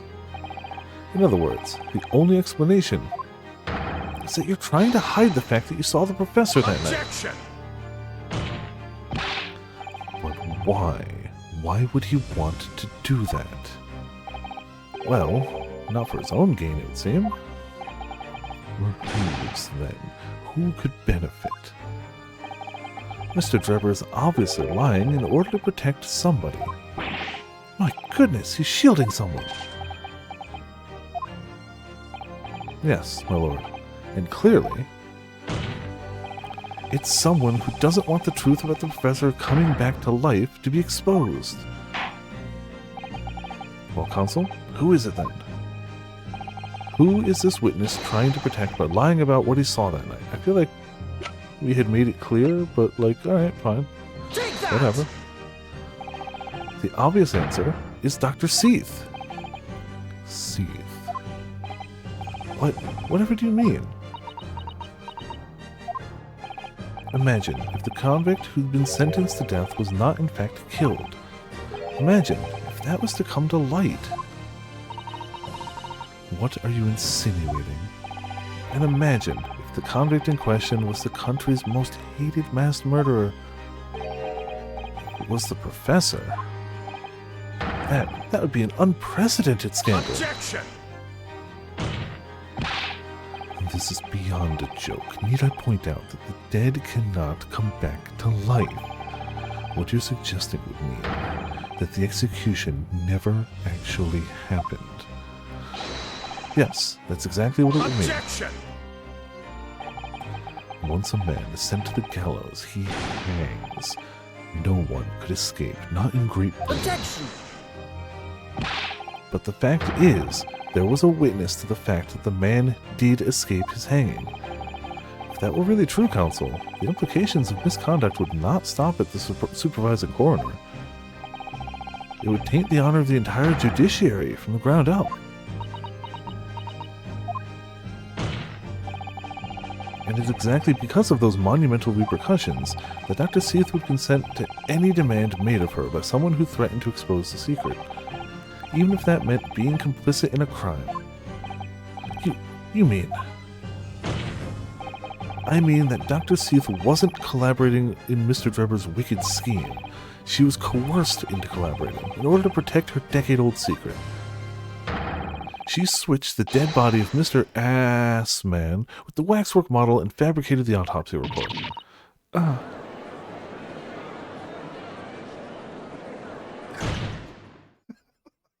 Every time with the boots. Lord Fancies. They use it just infrequently enough that it's perfect every time. Pray forgive my freshly filled hollow chalice and a whole raft of other discourtesies now. Goodness me! It's just the sort of tall tale Londoners would enjoy, I grant you. An executed killer rising from the dead, a Scotland Yard cover-up, a conspiracy at the highest levels. So let me ask you one thing. What's that? If the condemned man really did emerge from his tomb that night only to be shot in the chest, who pulled the trigger and disposed of him forever? Well, I have no idea at the moment. We have too little information to work that out at present, I think. Yeah, how could we know that? I couldn't agree more. The Old Bailey is no place for wild fantasies. And have you considered this, my learned Nibonese friend? Considered what? Do you realize just what a dangerous endeavor it would be to coerce this woman into such criminal activity? It's tantamount to declaring war on the entire British police force and judiciary. Quite. Hard to imagine any sum of money being offered for research could warrant it. To rely on some staged deception when so much is at stake would be madness. Well, I suppose... And this was no petty crime, either. The victim was murdered. A man who'd already invested money in the venture and would be instrumental in future profits, too. Yes, I had no reason to kill Mr. Assman at all. Or are you forgetting that his death results in me receiving not a single penny? The court is already aware of the contract between myself and the victim, no? There's the contract, that's very true. The motive for this case runs deep, though. You can feel it. Using threats to force the head of the forensic investigation team to cooperate is extreme. Especially for a government grant he had no guarantee of receiving in the first place. If the research grant was the aim, taking Mr. Assman's life would have made no sense anyway. Which means, Mr. Drebber's motive wasn't money at all. He was just trying to kill Mr. Assman. Why? What was his motive then? Your time is up, my learned friend. I'd say you have one last chance before the jury loses their patience with this charade. Let's see if you can back up your heady proposal, shall we? He dodges backwards. How do you explain why this engineer would throw all caution to the wind and threaten his own country? At this point, I'm not prepared to listen to more of this outlandish conjuncture without proof. So, counsel, present your evidence. Alright, who exactly was Mr. Assman Drebber? Don't know! We're gonna learn together. And save so we don't have to like redo a bunch of stuff if we screw it up. Even though we are down to like 2 blips, right? There's a connection there that no one's seen yet. And I'm going to have to present 2 pieces of evidence to show what it is.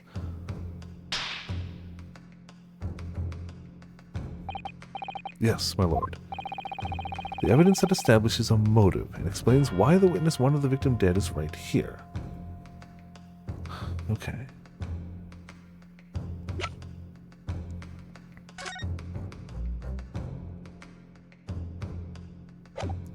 Yep. He's the guy who ruined his reputation. It's O. Assman. Signed under the art. Take that!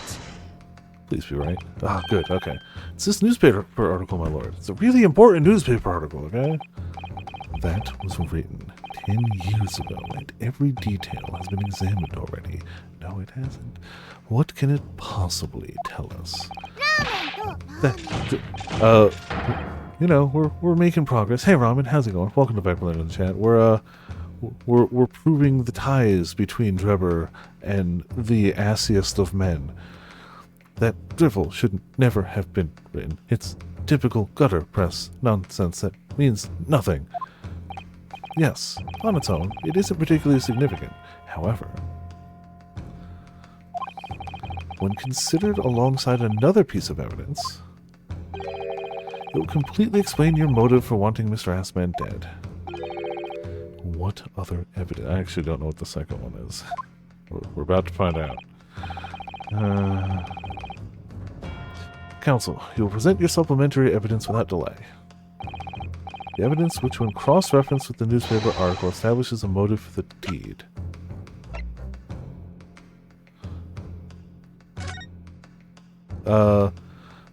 Ark has looked ahead, and I don't know it right now, so do not type it in chat yet. So don't. The investor, O.D. Assman, hereby accepts the contract with the provider, Mr. Enoch Drebber, to fund the labor and materials by voltage. Oh, that's got a signature. I mean, it clearly says the same, but yeah, that does back it up. Sure. Alright. If it's something that is to be revealed in this game that has not been revealed, don't reveal it. If you're talking about Madame Two Spells being compared to Madame, you know, the actual Wax Museum, that's a different thing. Take that! This contract, my lord. Mr. Drebber, this is the contract you signed with Mr. Assman. Yes, that's right, the very document, in fact. That proves I had no reason to kill the man. Tussauds, yes, that's the real world Madame Tussauds. She has wax museums. Real person. I mean, presumably Madame Tussauds was whenever those wax museums were created. I know that's not a recent thing, but you know, yes. Also, hello, Astro Dude. How's it going? Welcome to Viperland in the chat. Great name. Love it. No, I'm afraid not. What? There's something very significant that this newspaper article and the contract have in common. Really? And it's that common link that shows very clearly why you were determined to kill Mr. O.D. Assman. It seems the defense has uncovered something the rest of us have missed. So, my learned friend, read out what these 2 pieces of evidence have in common. Where exactly is the link? Oh, sorry. Where exactly is the link between this newspaper article and the contained? Right about there, if I were to say. 1925. Yeah, I know it wasn't recent, but I didn't know when they were started. That's a good ways back. What these 2 pieces of evidence have in common is a signature. A signature? The signature on the illustration that accompanies the 10-year-old article, and the signature on the contract. Ramen, I know I do this occasionally where I'm like, oh man, the wallpaper changed on my left monitor to something great. But, good old 428 falling down the time wormhole. It's a great one. It's a great picture. Yeah. It was one of the better endings. He's getting... I'm not sure, because he's used it very overwhelmingly sarcastically in the past. So I don't know whether he's improving or whether he just uses it to flavor some sarcasm in there. I'm not 100% sure yet, Potts. He has definitely used it tauntingly when we've gotten something wrong before. He for sure has. The signature on the illustration that accompanies the 10-year-old article and the signature on the contract. I hope so. I do. I do hope that the progress is being made. Belong to the same person. What?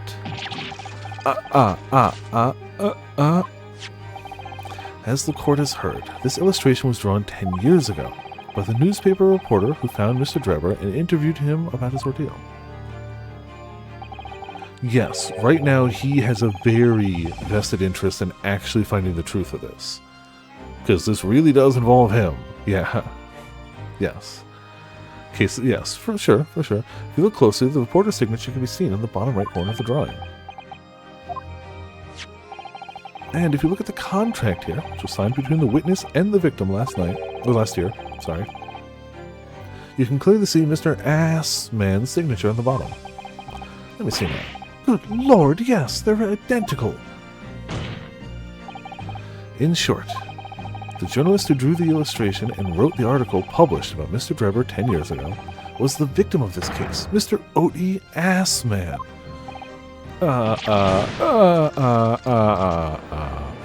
Well, there he goes. Objection! But explain to the court he might actually be dead. Why would that constitute a motive for the witness to murder Assman? Well, if you think back, you'll remember that Mr. Drebber talked about that article in his testimony.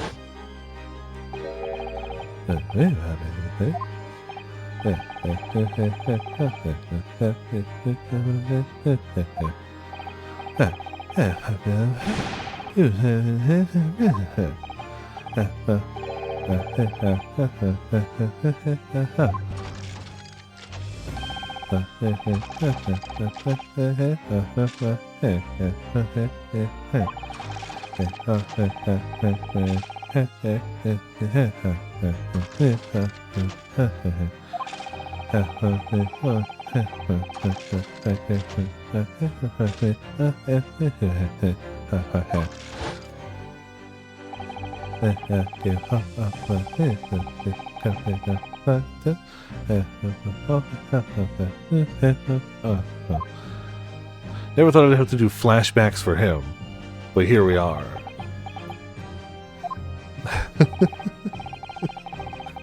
At the time, you were a student of the University of London who dreamt of becoming a scientist. However, this single newspaper article changed your entire life. So, Mr. Assman used to be a newspaper journalist, did he? He did, my lord. In fact, it's a widely held belief that Assman managed to position himself at the heart of his criminal network, thanks to the many dubious connections he made during his time as a reporter. So, you had to give up on your dream and leave university. You lost everything. Eventually, you found yourself working in the field of science, but only in the shadows. And all because of that article written by Mr. Assman. Enough.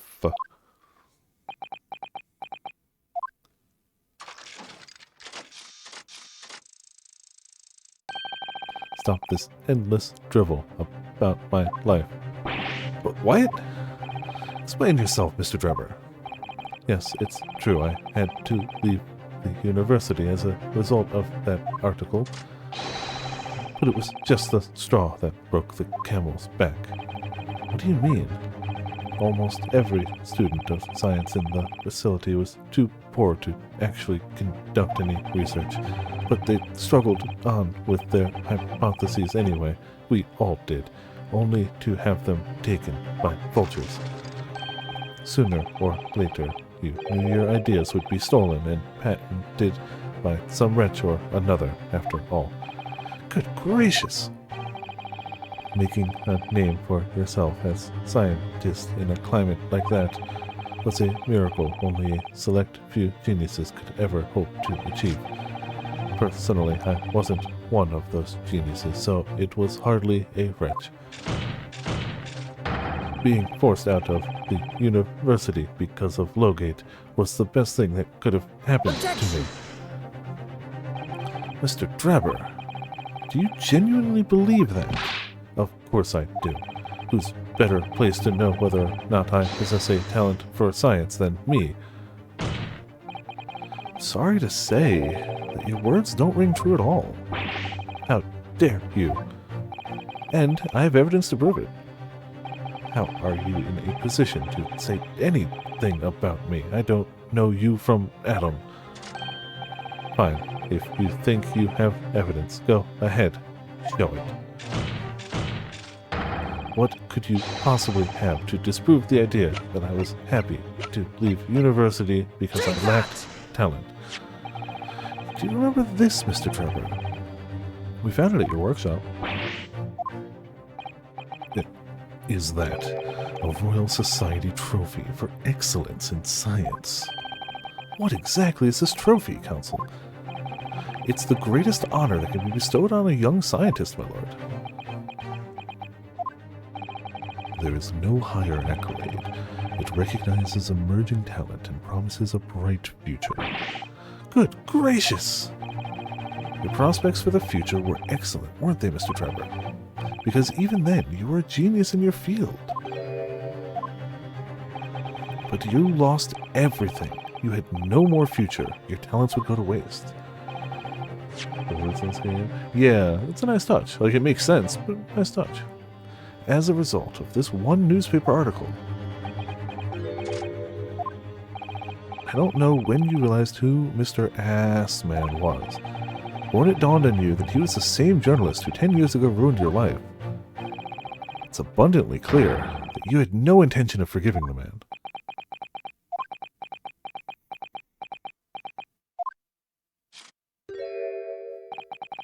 The truth is, finally, going to pull. Not a chance in hell. Nah, not yet. Yup.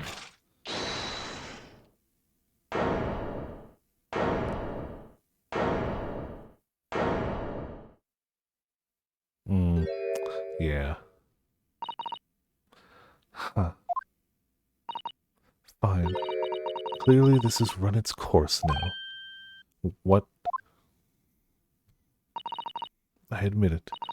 All of it. What? What are you doing? Exactly as the Japanese man said.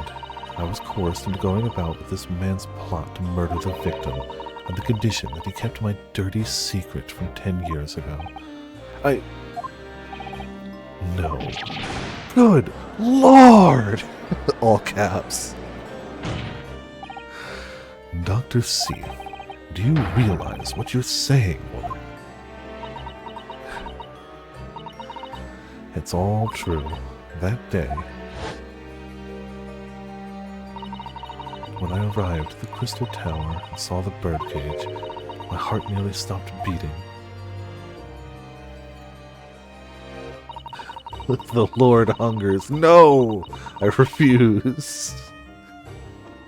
That memory from a decade ago that I'd done my best to bury deep inside myself was the professor again, staring me in the face.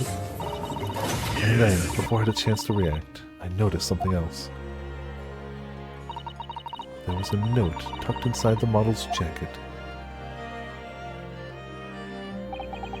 Dr. Seath, you will go along with my plan, from someone who knows the truth about what really happened that night 10 years ago.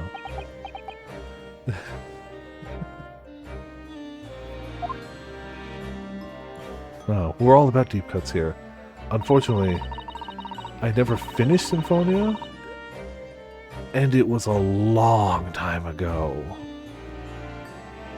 I enjoyed what I played, And I remember the broad strokes plot up to where I got. Okay. I remember broad strokes, not little moments right now, unfortunately. Hey, I forget minute details of games I played a few years back. We're talking a game I played in 2005? Whatever year Kingdom Hearts 2 came out, that year. We're talking several decades. If I don't remember the opening quotes of a game, sorry. We all know I don't have a great memory, but that ain't on me. That's not on me. When I forget what we were doing last week, yeah, that's me. That's me, for sure. Absolutely. Practically snapping a village's neck, yeah, you know, normal stuff. No, but I see Ramen judging. Not even judging, just commenting. All the instructions were there in the note. Every detail was meticulously written out. I had no choice but to do what it said. Made the necessary alterations to the scene and fabricated the autopsy report as instructed. It's called like I see it.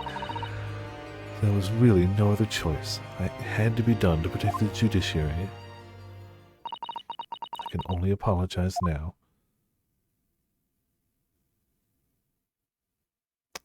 This is going to bode super well for us in the future, isn't it?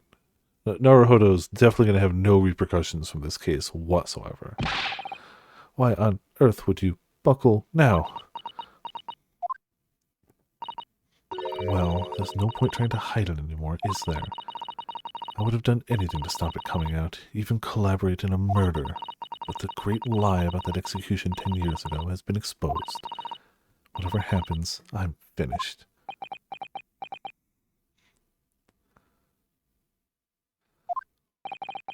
So then, Mr. Drebber, what do you say to that?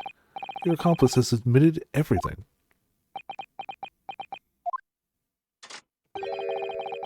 That's fair, too. Surely, it goes without saying. You admit your part in it, too, then. I admit nothing at all. What? Have you forgotten that the kinesis machine was ripped to shreds by an explosion? Short of me admitting to a crime, there's really no possible way for you to prove I did anything wrong. No!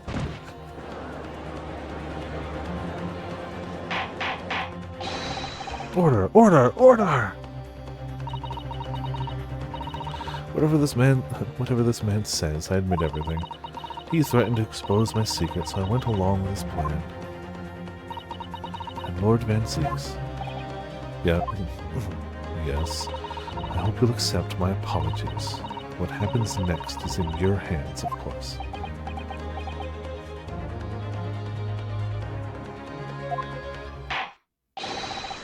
I've heard more than enough now. I hereby present the final findings of this court. This trial is not the proper forum in which to pursue the alleged wrongdoings of Mr. Drebber. The defendant is Professor Albert Harebrayne. Very true. It had slipped my mind. Maybe one of your closest friends. As the court has heard, Dr. Seath has admitted to the allegations brought on by the defense, thereby absolving the defendant of any possible guilt. Oh, so is the next trial just going to be, excuse me, actual Drebber? You mean...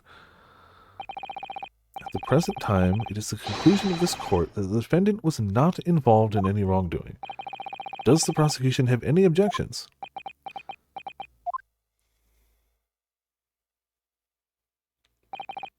None, my lord.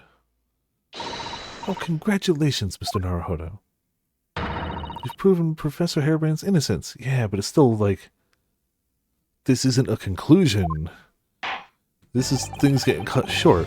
Without further ado, the adjudication. Unless the prosecution or defense have any other matters to discuss.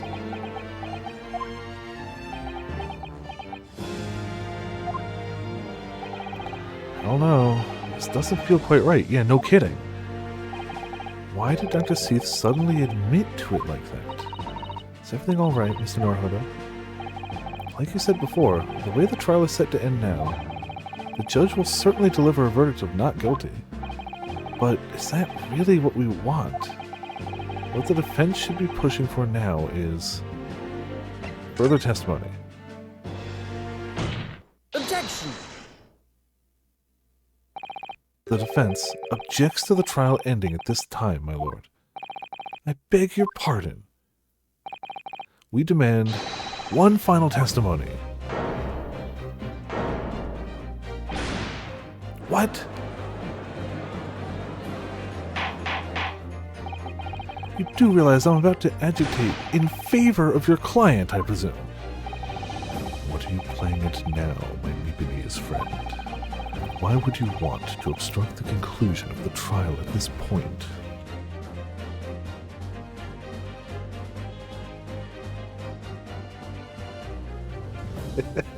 Yes, clearly, that's why. No defense lawyer in his right mind would do that. Mr. Naruhodo, what exactly are you thinking? The truth, the whole truth, and a way to bring it all out into the open. Right? Yes, in hindsight.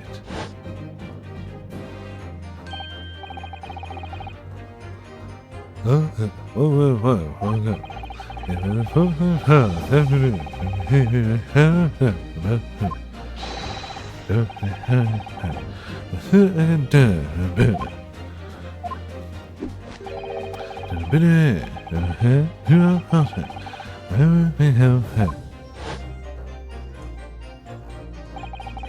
sure Mr. Sholmes knew.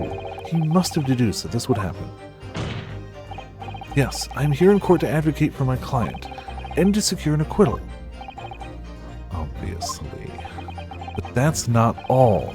I believe that I have a duty to the court to pursue the whole truth of the case until every last detail is laid bare. And that is why the defense calls for further testimony from Dr. C. Testimony from me about what? About the nature of your collaboration with Mr. Eunuch Drebber. Ha, in case it's escaped your attention, I've already admitted to everything I did. The whole truth has already been revealed. No, you just said, yeah, I did the thing. Making entirely a flashback. Honestly, Flashback Voice came around, even though I kind of stopped watching their videos of it because it became very apparent that Aaron definitely read ahead and spoiled himself for everything that happened at the end of Danganronpa 1. They commented a lot on how often the game flashed back, and they're right. And that's not really the fault necessarily of the genre of the game. It's kind of just a genre staple. They have to kind of remind you of a thing that happens. Danganronpa 1 does it more than most, but I was like, okay, if we're going to do a lot of visual novels and they're going to flashback, let's at least make it entertaining when we flashback instead of me doing the exact same lines the exact same way. And I kind of like it, so I've stuck with it. But it was entirely because of that, not a specific episode, but their playthrough of Danganronpa 1.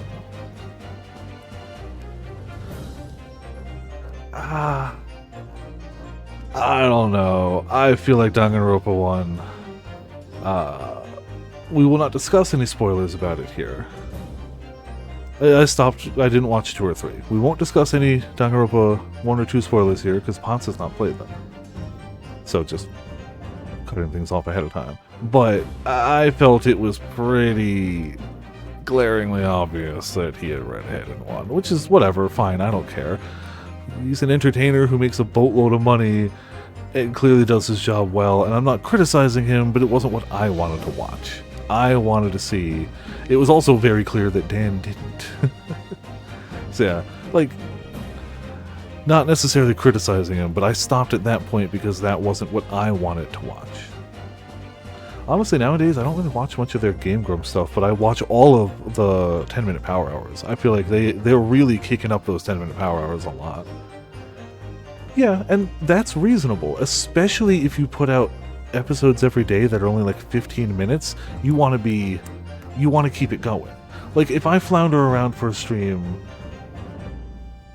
Did he really? I was not aware of that.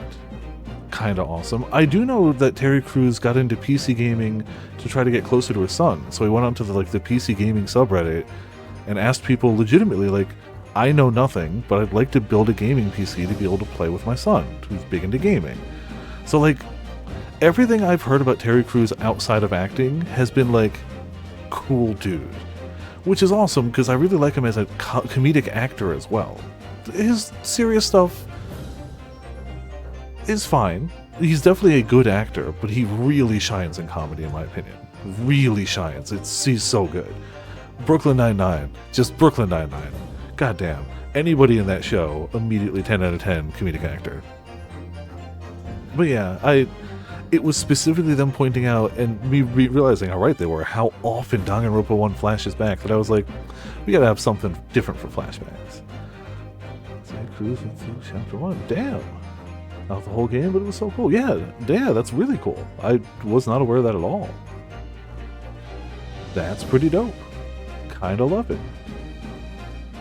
One last thing, I do love, though I myself haven't really been watching any, I know they're in Danganronpa V3 now, because every now and again I still see the Game Grumps videos pop up on my timeline.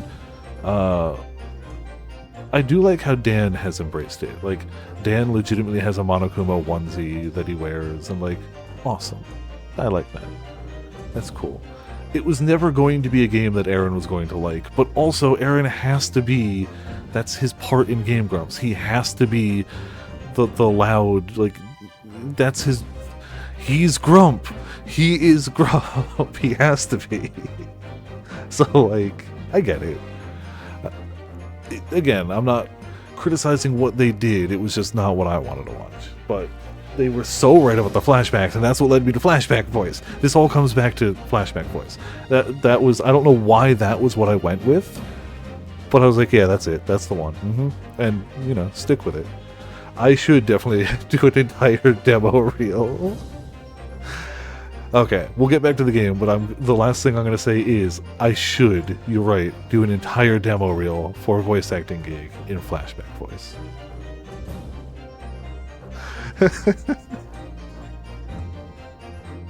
Alright, also definitely going to get back to the game, but I need a sip first.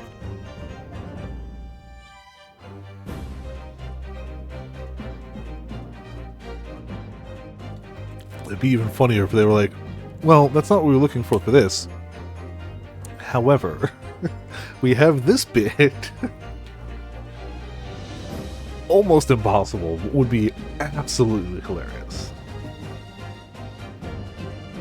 To show Raincoat. Oh yeah, I guess they wouldn't know about that, yeah. Oh, Raincoat is very good. I'm gonna see if I can get Afro to play it, but I know their time to play games like that is lesser than mine, and the game's clearly not short, and I don't know. I don't know if Afro would really latch on to the things that make it different from Danganronpa, or bounce off it because of the things that make it very clearly different from Danganronpa. I'm not sure. So, but yeah. Running into flashbacks. So, yeah, that's just, as pointed out, that's very much just it is a genre staple for any type of murder / investigative visual novel, because you have to at least be able to remind people of something happening. But Danganronpa 1 specifically definitely goes hard with it. I've been discussing some things, no spoilers or anything, but I definitely mentioned that the second case is 4 different locked room mysteries, all tied together by, a murderer, which is pretty dope. I can say I haven't seen that done before. I'm having a great time with it, but I don't know. I don't think it's on the docket for anyone in the near future outside of me, which is okay. Yes, which is nice. Which is nice, to be fair. Whereas even in this game, you can piece together a good chunk of stuff ahead of time, but so much information is provided during the trial. Phoenix Wright isn't designed that you enter the trial as a player being able to figure out what it is, and that's fine. I don't think that's a bad thing. I like those twists. I like those turns. but Raincode is definitely designed that by the time you enter the labyrinth, it is entirely possible that you, the player, not only possible, but borderline expected that you, the player, have figured it out. If you haven't, you'll still make it through the labyrinth. You'll be okay. You'll lose a bit more HP. Its full name is Project Eden's Garden. Its acronym PEG. Yeah, that's pretty good. So what you're saying is it would fit in perfectly with a ultimate in Final Fantasy XIV. The whole truth has already been revealed, so stop wasting everyone's time. You're really fighting back against testifying. As his lordship made very plain, your client will get the acquittal you wanted from him. There's simply no point protracting the business further with another tedious cross-examination. Objection! Ah. That one and the boot get me. He does that one a little more often. The boot is the rare one, but damn.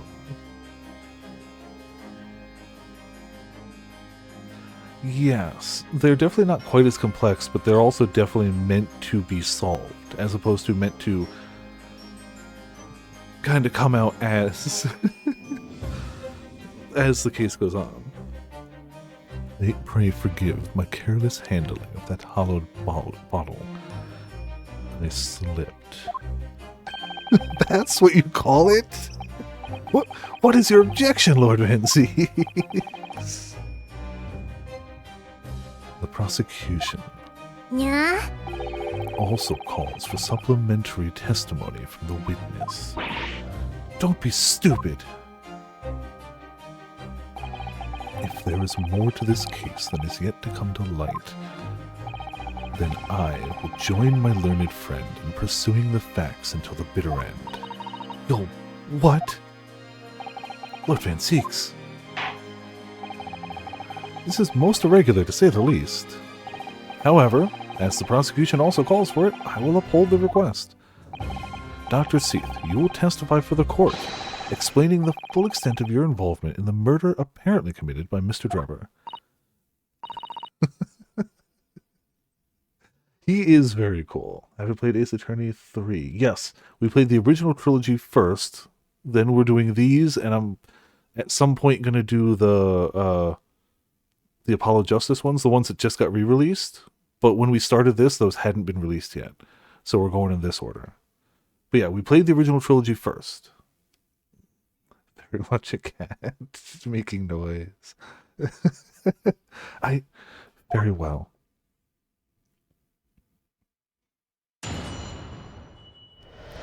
This is testimony, the waxwork plot. It all began at the scene when I saw the waxwork and the note tucked inside its jacket. The actual body of the victim, as indicated in the note's instructions, was beneath the experimentation stage. The body had to be arranged in certain ways to implicate the defendant, which was my job. I enlisted the help of the entire forensic investigation team to dress the scene appropriately. So it was too complex to influence. Interesting, I didn't know that. It would also fit him, but I'm kind of glad they held off on it. I feel like Godot had already some great animations, and I feel like as much as Van Seeks has powerful animations, the boot is just that last extra one when he needs to go plus ultra, as it were. But I did not know that. That's really cool. Godot didn't need it, but I could see him doing it. Like, for sure, I could see him doing it. Like, it makes sense for him to. Especially holding a drink and doing it. Instead of the goblet, he'd have the coffee mug. It still checks out. Learned something new today. Pretty nifty. The truth about the execution 10 years ago is a state secret of the highest level. I had to protect it. What's the, secret? So I was right. The stage and the machine were all specially designed for the deception. So it seems, and all meticulously prepared. You did well to see through it. Yes, though? Maybe. I mean, I would say probably. But I'm kind of glad they waited for, like, the full power we got here. I am excited to eventually do the DS Ace Attorney games, but we're definitely taking a quick break after this. And when I say quick, you know how quick quick breaks can be, especially if I don't know how long Fata Morgana is, and I'd really like to squeeze Disco Elysium in there too. I'd really like to. Fata Morgana is first because I've been putting that off for like half a decade. No, I think I've been putting that off for longer. How long have I been putting off Fata Morgana? Hold on. I just checked this the other... I can see when I bought the game.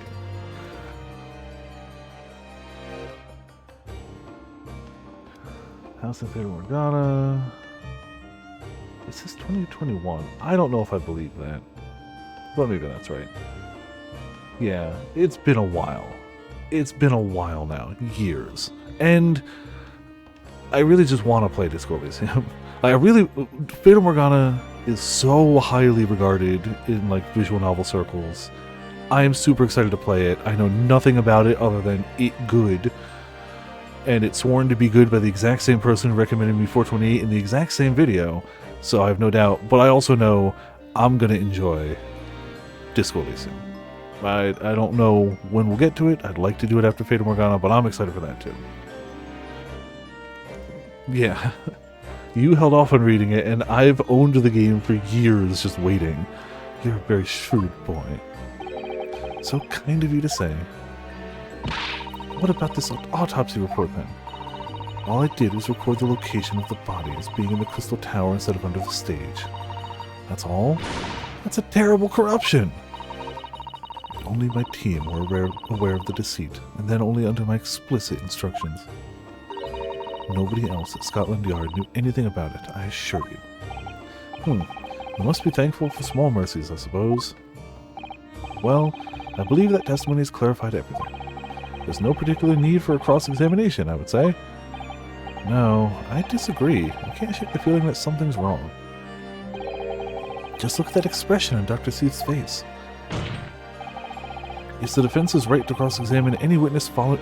It is the defense's right to cross-examine any witness following testimony. What is it about you Japanese that makes you all so doggedly persistent? What is it about you British that makes you all lying criminals? Very well, if you so desire, counsel, proceed with the cross-examination. Yes, my lord.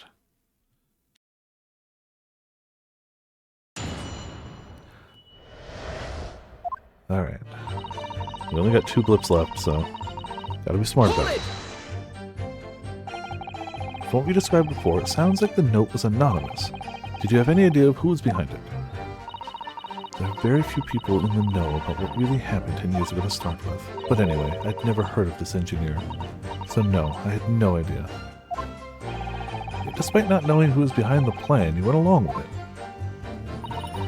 I had no choice. Protecting the professor's secret was my only concern. But the horse has bolted now, and the stable door will never shut again. Scotland Yard's reputation will be immeasurably damaged as a result of all this. Yes, thank you, Lord Van Zieks. I'm well aware of that. So as I understand it, what you found in the birdcage was the waxwork model. Where then was the victim's body?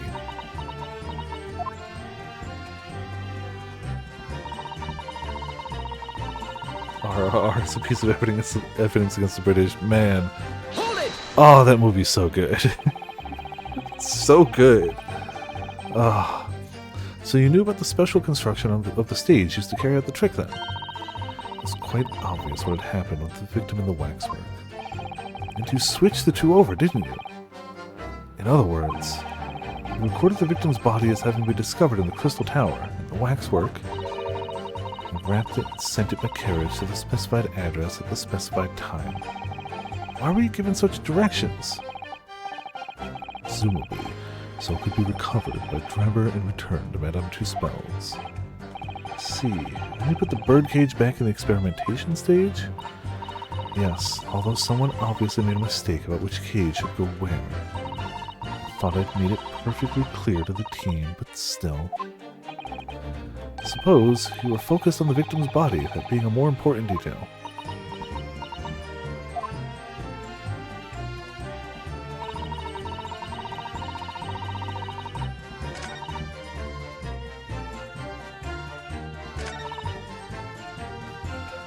Hold it! When you say arranged, I presume you mean with this.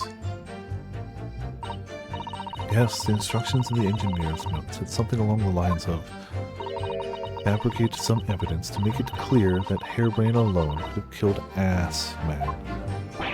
So, you mean that was your doing? I fetched Harebrain's ridiculous screwdriver from the stage and took it with me, alone, to the abyss under the stage where the birdcage had fallen. Alone, Doctor. I didn't feel it would be appropriate to involve anybody else in that particular part of the deception.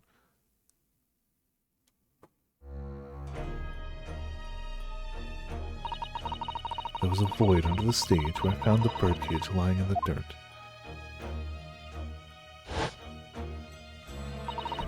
I approached it, leaned down, and slowly opened it up. Then, I took the screwdriver in both hands and plunged it into the man's chest.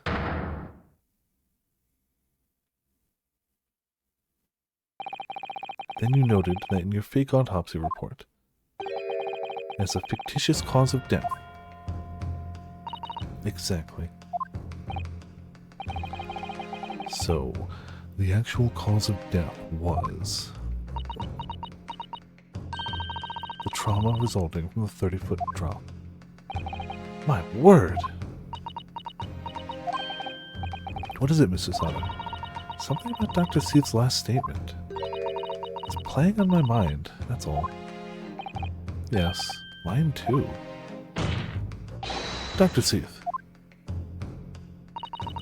There's really no need to shout. I can hear you perfectly well. The defense calls for you to add what you just said to your formal testimony. Oh, which part? What I want her to supplement her testimony with is... hold on.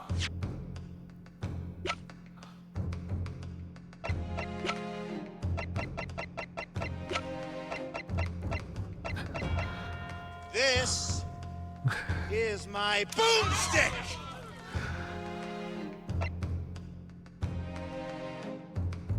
I mean, I'm not approaching anything. I'm trying to gather information. The boomstick shotgun approach is just, I don't know, toss out everything. This is me trying to focus.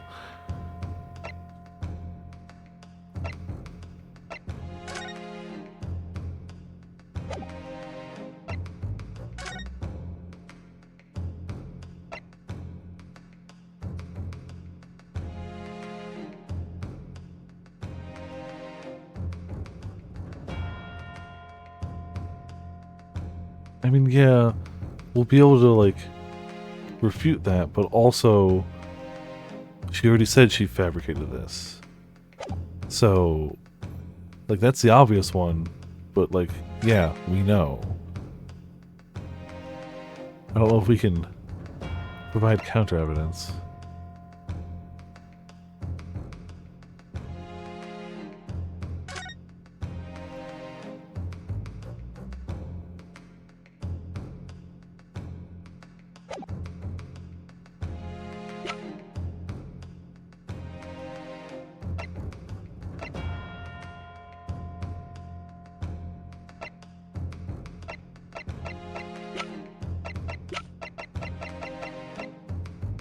It's gotta be...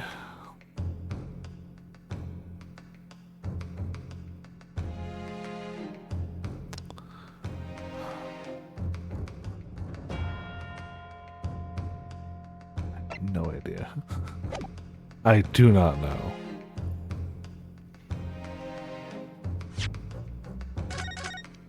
Though admittedly, this decision seems like something we could probably change around by just going through it again.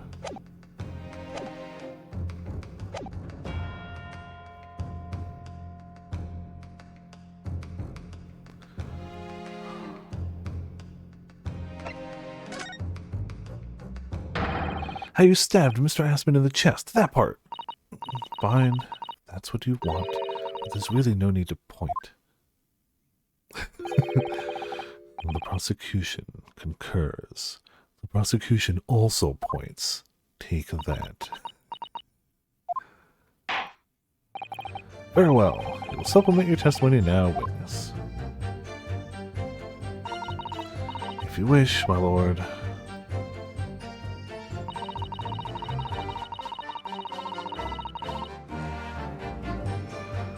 Stood over the victim's corpse where it lay in the toppled cage and plunged the screwdriver into the chest.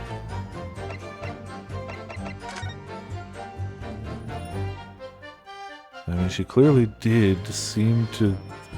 There's definitely a blood on his chest.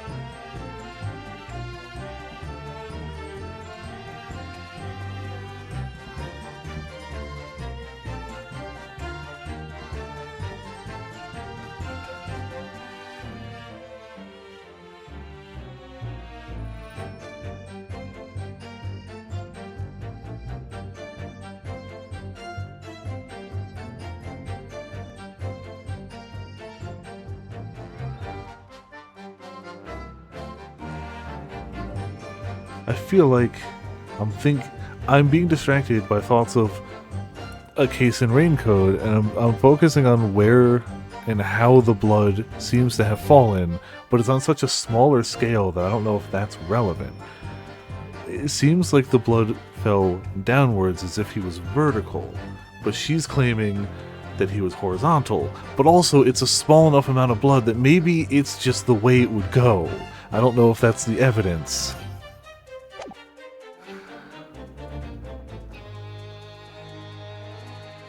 My only other thought is that the screwdriver was found up above,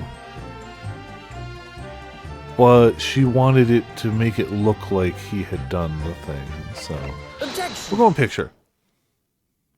Music stopped, that's a good sign. Did I screw it up? I've got a nasty feeling that this inconsistency points to an extremely uncomfortable truth. What on earth is the matter, Counsel? Have you lost your tongue? I apologize, my lord. Dr. Seath, in that last statement of yours, the funniest part is, I don't think I would have noticed that if I hadn't just been playing Raincode. I honestly don't think I would have noticed that. Legitimately. We would have been loading shotgun shells. Like, for real. In that last statement of yours, there's just one point that seems to defy explanation. The timing being perfect, too. Out with it, my learned friend. There's an obvious inconsistency between your description and this photograph, which shows the victim in the birdcage following the events that led to his death. Objection! The court has already examined that photograph in depth. There's nothing new we can learn from it. Ah, that's where you're wrong, my learned Englishman friend. Objection! Yes, we have already considered it. That's true. But we now know the facts to be different. What do you mean? I believe we should let the defense explain. Where in this photograph would we see the alleged inconsistency with the witness's statement?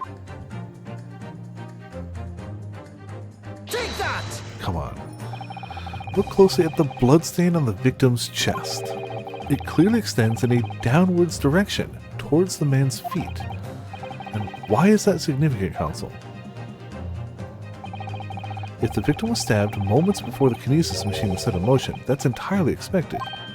Ah, of course, no, that's not what happened.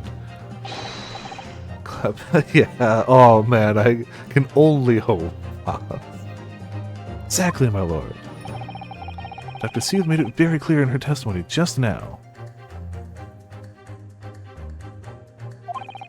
At the point at which she stole Professor Harebrain's screwdriver and stabbed the victim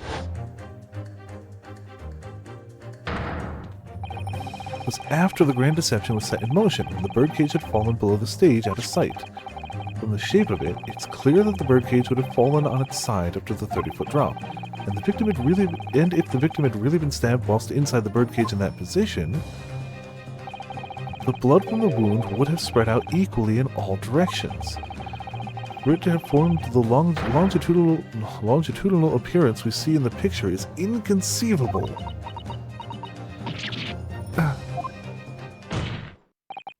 Given that the victim's blood seeped vertically downwards from the wound, it must be the case that when you stabbed Mr. Assman, he was standing up. In short, Dr. Seath, your last testimony was a total fabrication.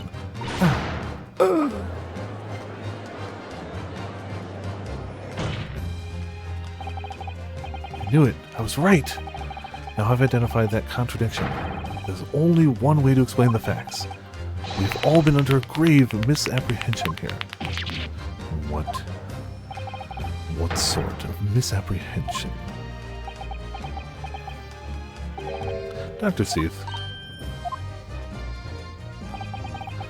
you claimed you were coerced into helping Mr. Drebber as a result of the note he left on the waxwork. You claim that you made changes to the scene of the crime to implicate the defendant. And you claim that you authorized a fake autopsy report to cover your tracks. But one of these claims is an out-and-out lie, because the question of what the bloodstain really tells us has only one possible answer. If that is the case, what is it, man? Counsel, you've clearly struck upon a revelation. Now tell the court what it is. Which part of Dr. C's story is shown to be a lie by the contradiction of her testimony?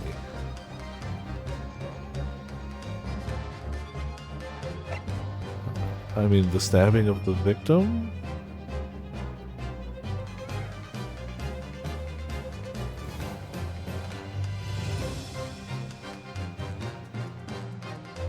Right?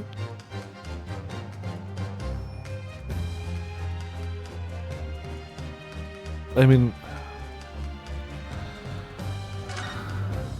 I'm not confident, and that's not great. The answer is very simple, if you consider the sequence of events. If, when the victim was stabbed, the blood from the wound seeped downwards as it did, we can be sure that the victim must have been either sitting or standing upright at the time.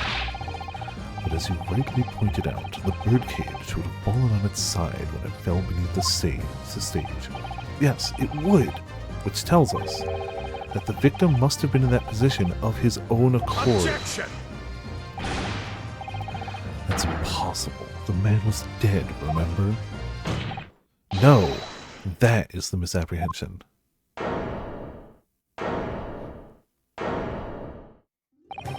When the birdcage fell from the stage into the void below, it must have hit the ground with considerable force.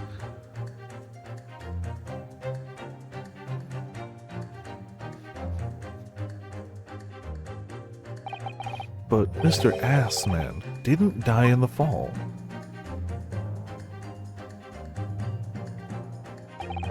He probably lost consciousness for a while, but when he came round, he got to his feet to climb out of the cage. Just as Dr. Seath appeared.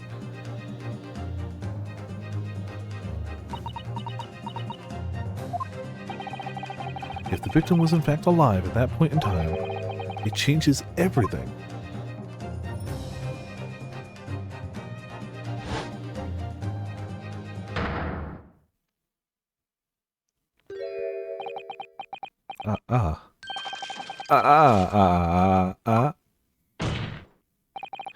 Mr. Odie Assman's killer wasn't the defendant, Professor Albert Harebrand, nor was it the mastermind behind the stage trickery, Mr. Eunuch Drebber.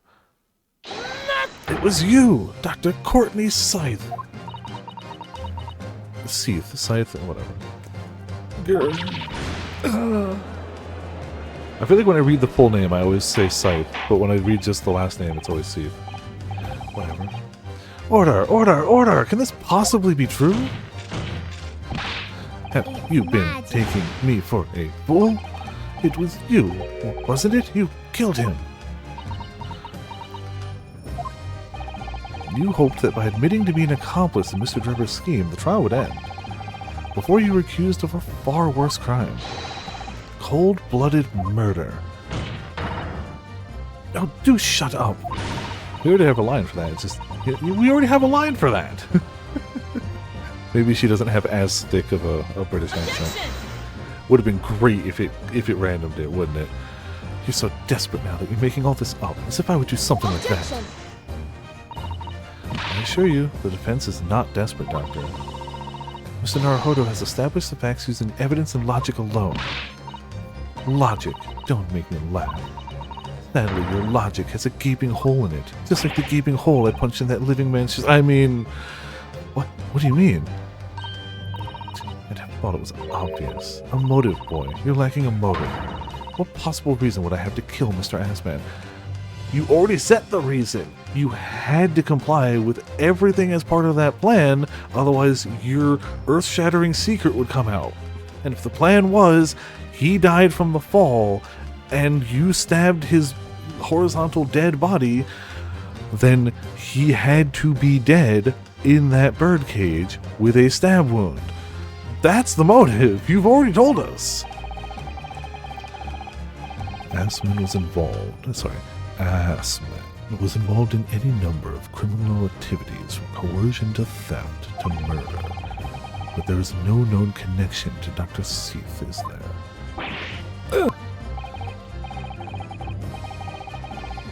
But we already have the evidence. I'm rather relieved to say it does seem somewhat far-fetched. True, there's no obvious motive. But there's still something in the back of my mind. I feel sure I've seen something somewhere that hints at why the coroner might have done this. I don't... Have we? Bet you I don't remember. Yes, I might have tampered with the crime scene and concocted a fake report. But murdering someone for no reason is a very different story. Objection! No. When you questioned what possible reason you could have for wanting to kill Mr. Assman, something did come to mind, like me having to blow my nose.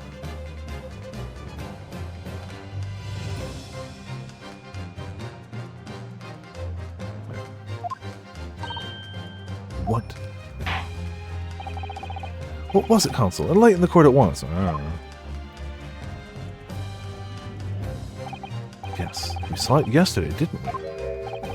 Something that seemed strange. We had no reason to suspect it at the time. Something we saw yesterday. It's a particular object that explains why Dr. Seath would have wanted to kill Mr. Assman.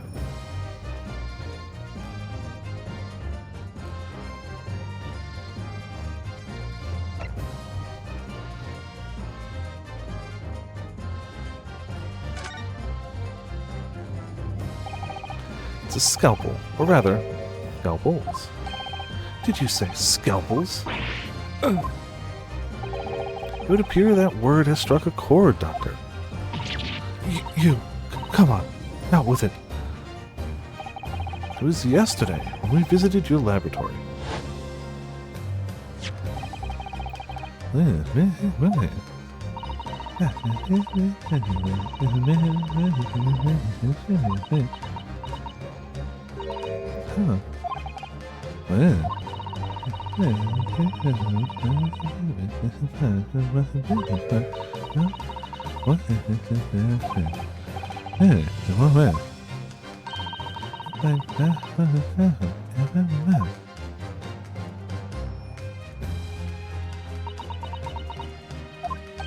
they just don't miss with the music in these games. 500 scalpels a month! At first, I wondered what on earth you could be using that many scalpels for. But actually, I realize now it's not the scalpels themselves that are significant. It's the money for them, disappearing every month from the department's accounts. Assman's criminal organization relied heavily on extortion for its funding.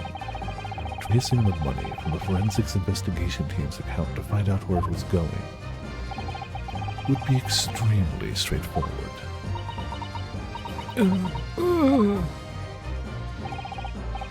10 years ago, when Mr. Assman was still a journalist and wrote that article about Mr. Drebber, he may well have stumbled upon information as he was researching the story. Information relating to Dr. Seath's darkest secret that he would use to rack money from her for the next decade. Her darkest secret? Good Lord, you mean? I don't know what happened on the night of that execution 10 years ago, but clearly the opportunity to rid yourself of that menace was too tempting to pass up.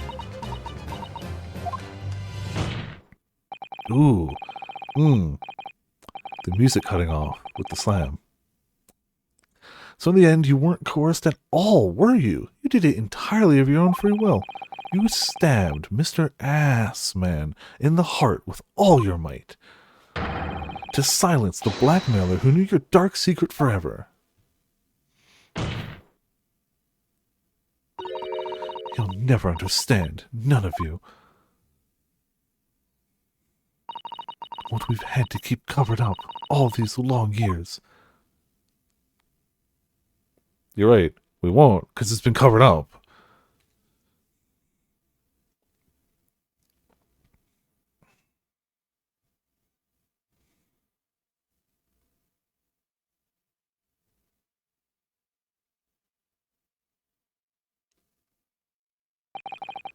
As very little of the machine remains after it was ripped apart by the bomb, the truth of this case can never be properly established unless you speak out.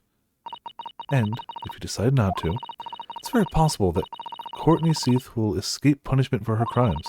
Please, sir, own up to what you've done, and tell the court the truth about what happened. Yeah, she was just like, I'm done here. 10 years ago, you told the truth, and you were robbed of a bright and successful future as a result. I can certainly understand your bitterness and your consternation now. However, this is surely the chance you've been waiting for to sever that hold that fate had over you all these years. Super high voltage instantaneous kinesis. I mean, really.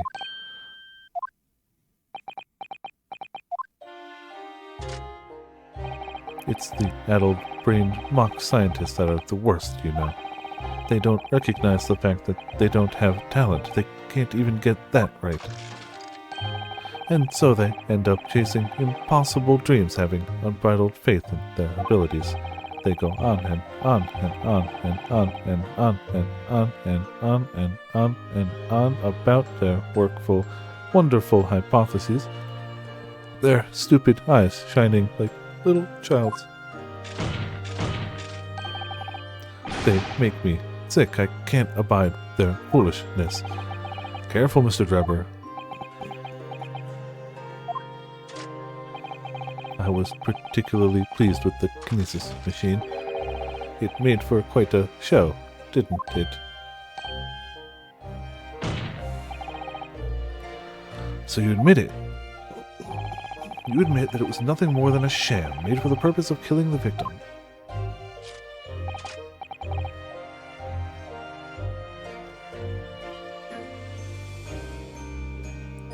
Yes, I admit it.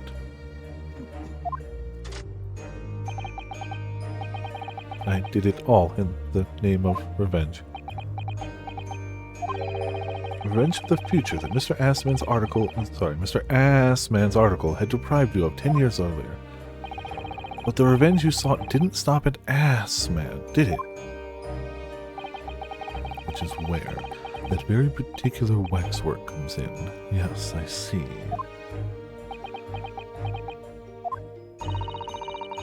I can see that, yeah. Make him a bit older, make him a bit clockwork. I can see it. The condemned convict that you saw rising from the grave at Lowgate Cemetery 10 years ago. If your account of these events was all true, then obviously Scotland Yard couldn't afford to acknowledge what had happened. Even if it meant discrediting a bright young man and crushing any future career he might have had.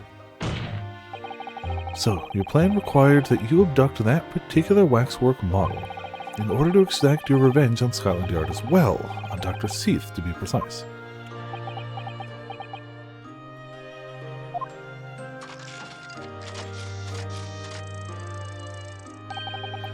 It was a year ago, by some extraordinary twist of fate. Man turned up at my workshop. He didn't remember who I was, of course. He just wanted to employ my services as an engineer. And he happened to have a paper with him. An article on the front page caught my eye about the coroner who handled that bogus autopsy being a appointed head of a new forensics team. When I learned that news, my cognitive processes started to devise the plan. What a horrid tale. He robbed me of my future, so I wanted to use the man's own wiles against him for revenge, and have that rotten Scotland Yard eating out of my hand at the same time. I wanted them all to suffer the same humiliation I'd had to suffer. Your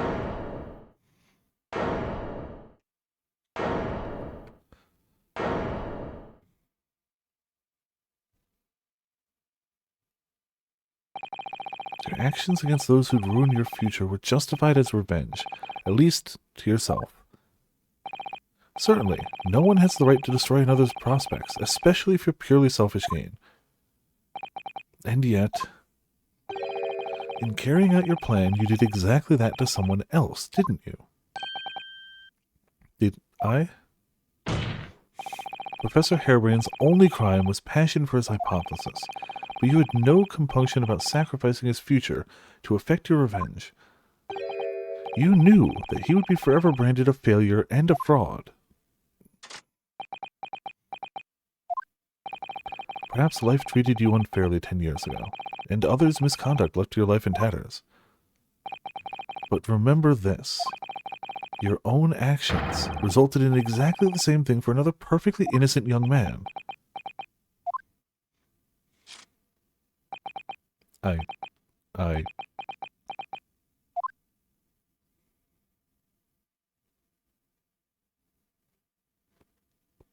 That also very much looks like an Organization 13 coat from behind.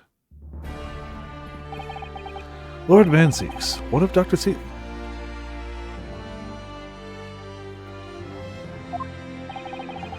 An immediate warrant for her arrest has been granted, and she's been remanded in custody, my lord. I presume she will face trial in the coming days, along with Mr. Drebber. A most regrettable situation indeed.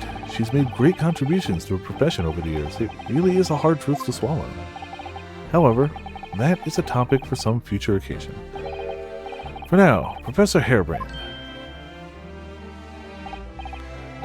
Oh, yes? It seems there was a great deal more to your experiment than you realized. However, I think we can assume now that all the sore details have been brought to light. This has been a very long and profound trial, but I'm pleased to say you are absolved of all guilt. This whole experience has taught me a very great but painful lesson. Me, this dedicated scientist, this devotee of natural philosophy.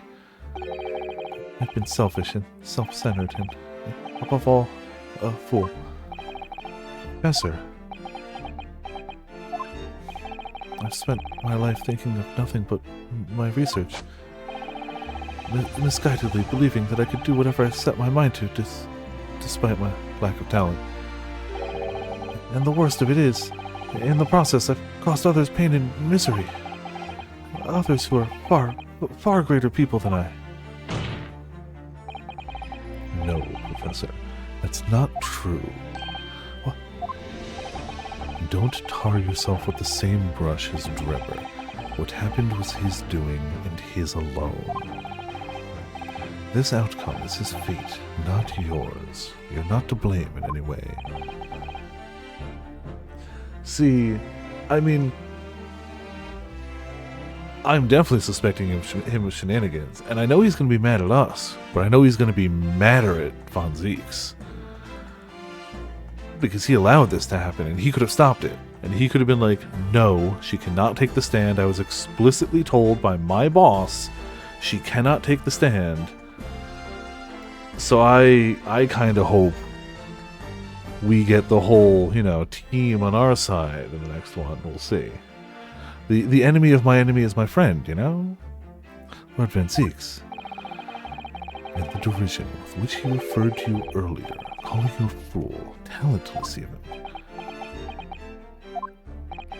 The man has no idea To believe in yourself and work your fingers to the bone to realize your dreams, that's laudable, not laughable. No one has the right to deride another for such choices. Oh. Thank you, Beric. So, ladies and gentlemen of the jury. Yes, my lord. It is this court's expectation that you find the defendant not guilty of the charge of which he stands accused. I presume there are no objections. None for me, my lord. Certainly not. This trial has really made me think, but this is the right decision. It's all been proven methodically and rigorously. I have no misgivings whatsoever. Huh? What's that? He's done, is he? It's all over?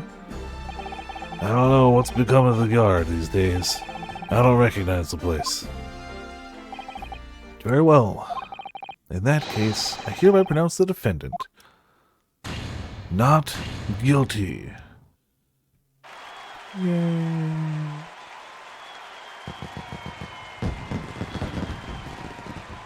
My guess would be, like, that's possible. If I were to guess, I would say that the first game had to rely on a more gullible jury. But honestly, the thing is,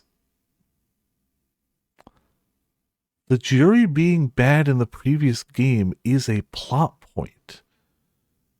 The fact that the jury was consistently bad, consistently against us, and consistently the same people was pointed out in-game, that considering it was supposed to be a random selection of people from London, the fact that we kept getting the same inept people, they actively directly point that out.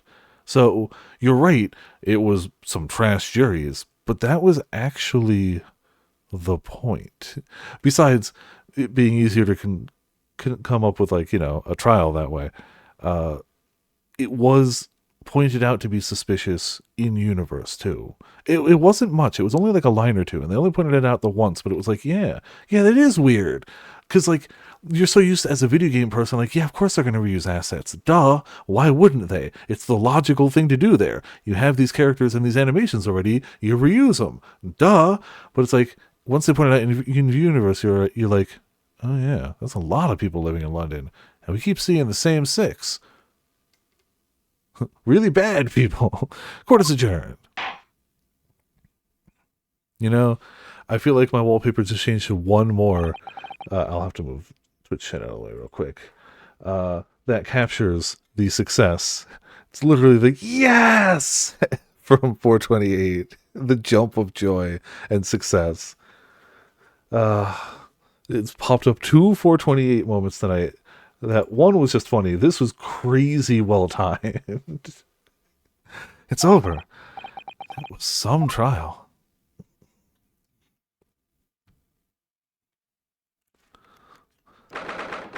October 4:33 p.m. I mean, we took a lot of 428 screenshots, but they are dwarfed by 14 and 16 screenshots. Utterly dwarfed. So it is kind of funny that we've gotten 2 really good ones in the course of just the time tonight. The Old Bailey Defendant's Antechamber. Professor, what a splendid outcome, isn't it? Oh, it is it? Congratulations, Professor Harebrain. Mr. Naruhodo, Miss Susato, I am truly beside myself with gratitude. How can I ever thank you enough? Just glad it's all been cleared up, that you realize you were just caught up in a bad situation. Right now, you know, if I had that research grant money. I'd give the whole lot to you, every penny. Well, it's very kind, but I'm just a student, so we don't need any financial reward. We could use some, though. Your acquittal is more than enough. Oh dear, what can I do? How about this, as a memento? The paper about my hypothesis is inside. Well, just as a memento then, thank you. I'm wondering, Professor, what are you going to do now? Oh my, yes, what am I going to do? My hypothesis and my great machine lie in ruins. But still, it's been too long since I was last in London, so perhaps I'll enjoy some sightseeing. I must explore the Great Exhibition while it's here, too, and see if new inspiration hits me. Oh, yes, that's a wonderful idea. I can't allow that. Hello. Lord Van Zieks, what are you doing in here? Barrack. I'm sorry you had to go through that, Albert. Well, if I'm honest, it was terrifying. You were like a great demon behind your bench there, snarling down on your prey. You're one of the few true friends I have. I couldn't leave it to anybody else to handle the prosecution, or the defense. Sorry? Or the defense? Did I just hear that right? I always knew that you had my best interest at heart. Don't worry. How about you show me around while I'm here in town? It's been a long time since we left university. We have a lot to catch up on. Listen, Albert. In a few days, your acquittal will be made official. When that happens, you must head straight to Dover. I'll accompany you. What? From there, you'll cross the channel and make your way back to Germany. I've already purchased the tickets. But no! Hold on a minute, Barrack. Oh, what about the Great Exhibition? This is the chance of a lifetime for me. I want to look around. No sightseeing, Albert. Give up on the idea. Sometimes it's hard to see any warmth in those eyes, Barrack. Lord Van Zieks? What's all this about? A necessary precaution. Yes, I think I understand. You do? Well, Iris told me that when you met Lord Van Zieks at his office some days ago, he asked how Mr. Natsume was doing. Yes, that's right. I remember being surprised at the time, and thinking it was nice of him to ask. The point is, Mr. Natsume is still alive and well, even though it's been more than 6 months now since he stood trial with the Reaper as the prosecutor. You mean the Reaper's influence doesn't stretch overseas? Those in the Reaper's sights meet their ends days or sometimes months after their acquittal. That's been the pattern up until now. But, of course, we know that both Mr. Natsume and Gina were completely innocent. True. And perhaps that governs the Reaper's actions. The truly innocent are spared. But I don't want to take any chances with a close personal friend. Barrack. Like the mustached Nibonese, this man should leave the country without delay. That's why I'm packing him off to Germany at once. Right. Does your friend-shaped package get any say in it? Goodness, was this your intention all along then, Lord Van Zieks? In court, where people think of him as the Reaper, this man seems absolutely merciless, and yet, sometimes I feel as though I don't understand him at all. It's time to go, Albert. Back to the prison for the time being. Yes, alright. Well, then, Mr. Naruhodo, thank you so much for everything. Not at all, Professor. It was a pleasure getting to know you. Best wishes, Professor Herbert. Well, once the dust is settled, you must come and visit me in Germany. Anyway, goodbye for now.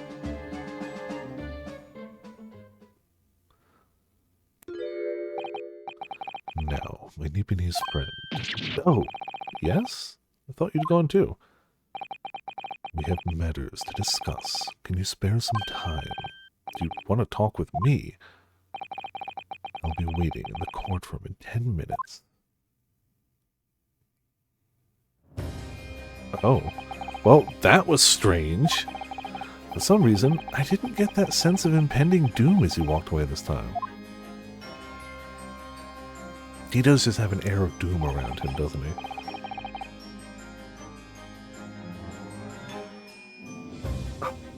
Damn it! I forgot, his theme has a cat in it too. I was about to say, this sense of impending doom only adds to the cat-like nature. His theme literally has a cat meow in it. Totally forgot. He's absolutely a cat. I pointed it out before too, the meow. Because it always sounds like it's coming from my right ear, the door, where a cat could feasibly be meowing at. Yeah, I mean, the evidence is piling up. The enigma, Barak von Zieks. What does he want to discuss, I wonder? The answer awaits in the courtroom, I suppose. Here goes then.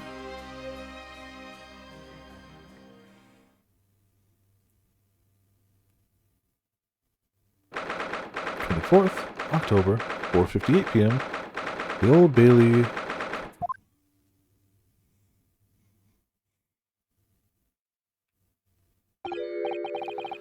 So, are you satisfied? You saved a guileless scientist from a great injustice. Yes, I think so. I'm relieved, at least, that the man's innocence could be proven. Anyway, I imagine you've been wondering where my animosity towards you Nipponese comes from. I hadn't noticed your overt racism, sir.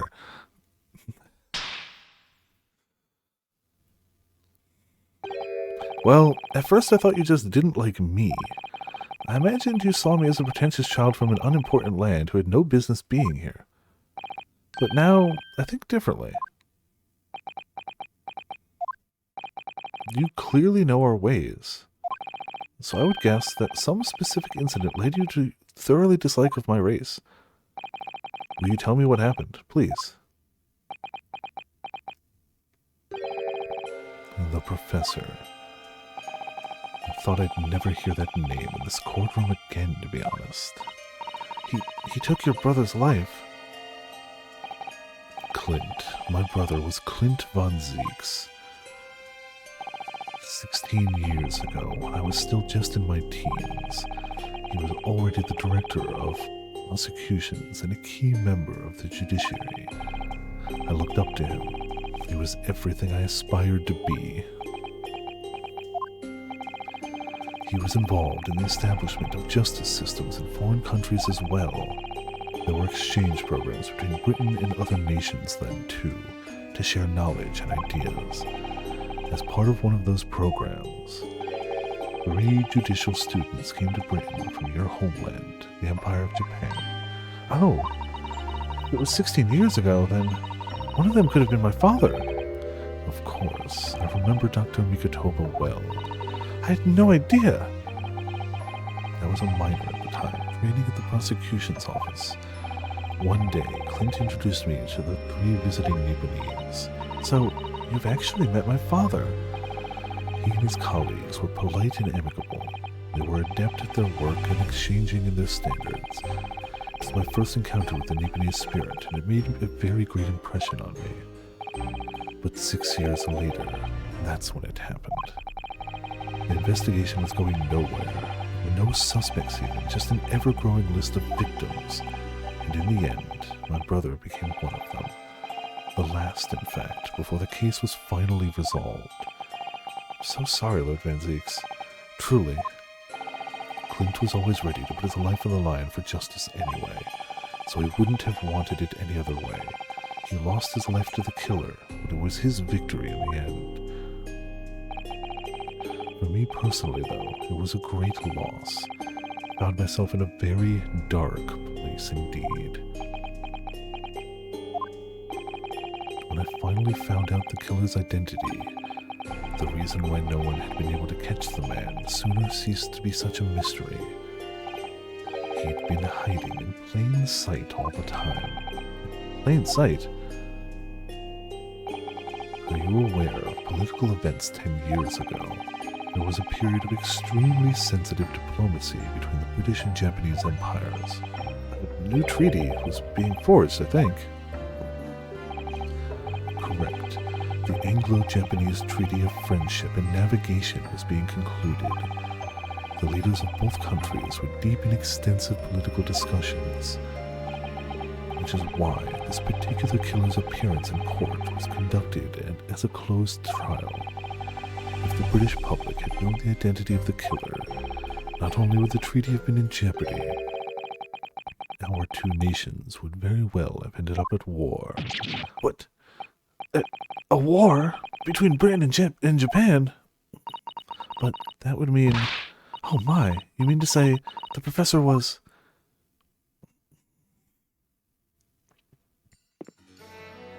When the trial reached its conclusion earlier, I thought to myself, Okay. yes, it's time. Okay. Time for you to come face to face with this hideous monster. I borrowed the key for the mask from the proprietress of the Waxwork Museum. Hey Grim, how's it going? Welcome to Surprised Voice segment at the end of a really, really big important trial. How you doing? Hope your weekend's been good. So see for yourselves now. Confirm it with your own eyes. The truth that's been hidden this past decade. I wouldn't have picked it up from the objections, but like, yeah, that's very Athenian.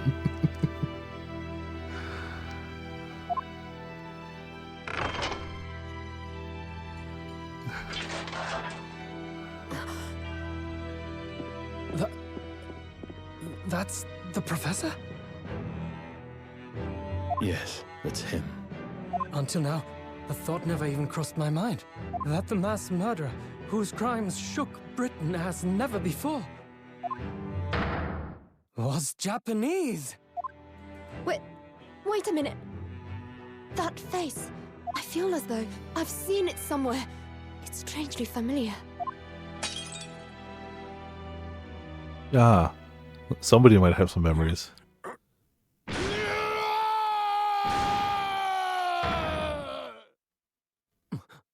Hmm.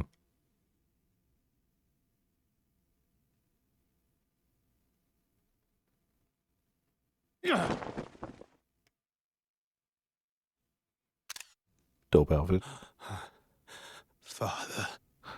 Oh. Oh. What? Father? Oh.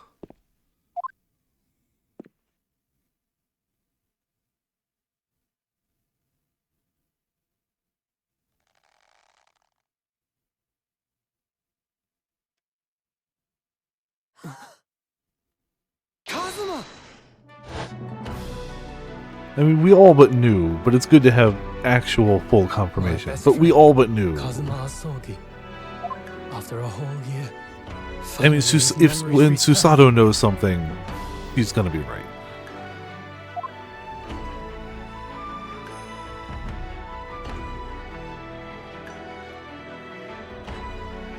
As he stood there before me.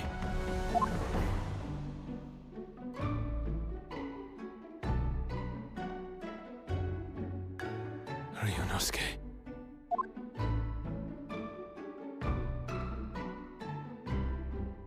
Hello again. My friend. Kazuma-sama! Judicial Assistant Mikotoba.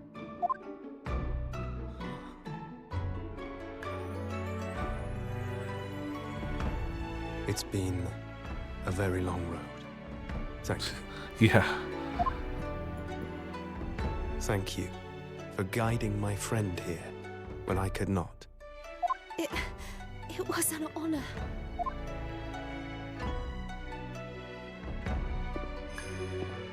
I knew you wouldn't die that easily. Kazuma. I owe you thanks, too, for taking good care of that in my absence. Oh. Karuma, the great blade of the Asogi clan, passed down through the generations.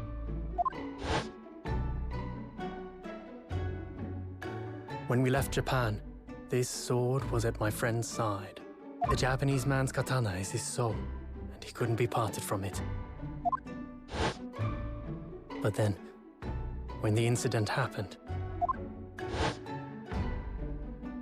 it was Susato-san's wish that I inherit the sword, and I've kept it with me ever since. along with my memories of the friendship we shared. With this by my side, I always felt that you were watching over me somehow.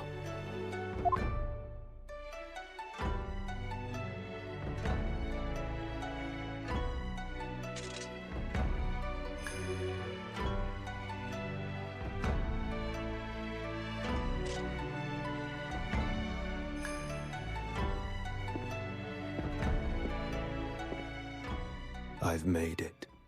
At last. Father. Are you saying... Surely not. You mean, you knew all this time? I mean, we knew he had some bigger reason to come here, but beyond that... I'm looking at it. But I still can't believe it. This mass murderer is Kazuma's father.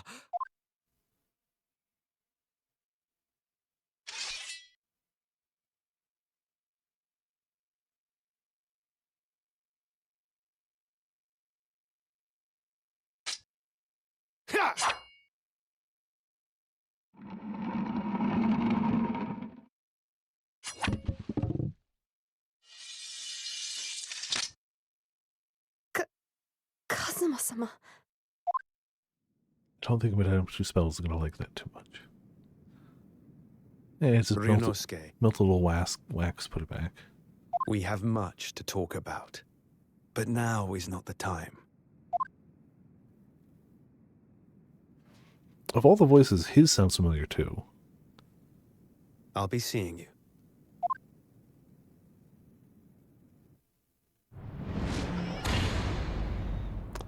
Damn. That's all Kazuma said. Before he turned and left us there, in the courtroom.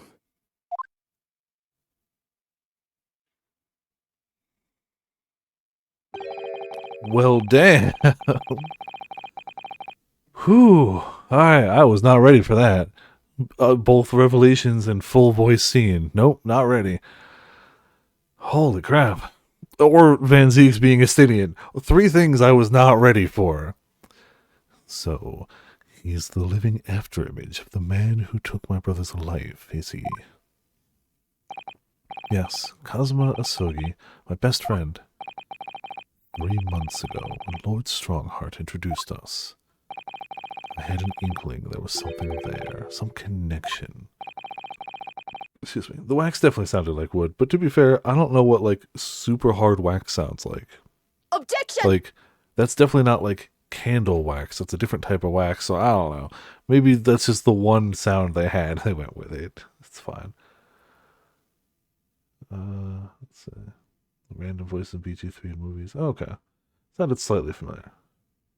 So creepy. Oh, I can only imagine. Yeah. Can only imagine a fire at a wax museum would lead to some very disturbing imagery. But why did Lord Strongheart do that? Why did he make Kazuma Lord Van Zieks' apprentice, and when he was suffering amnesia, too?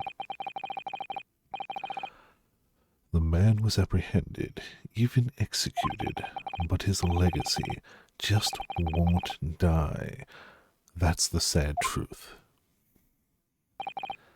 Anyway, that's all I had to say. Thank you for meeting with me as I asked.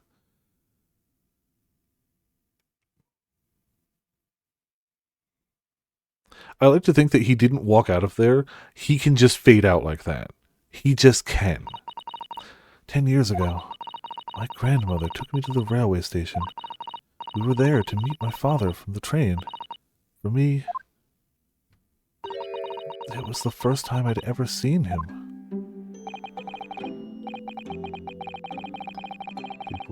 Okay, gotcha.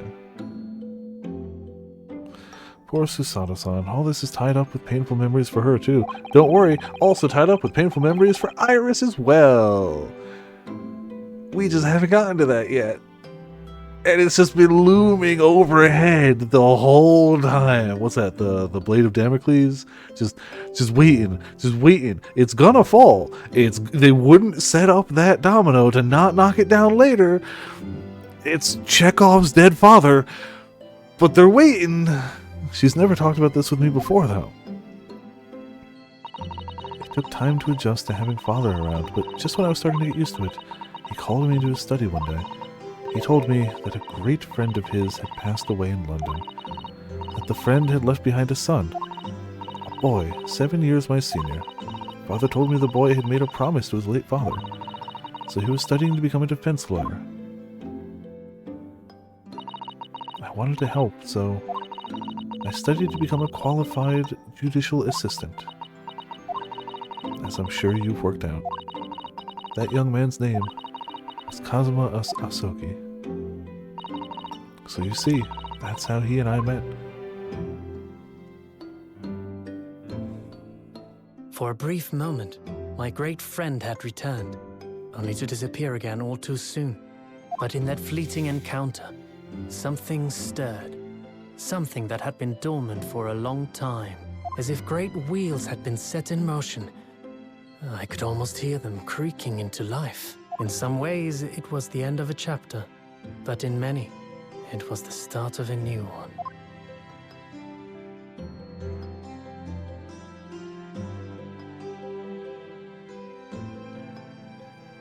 Well, damn.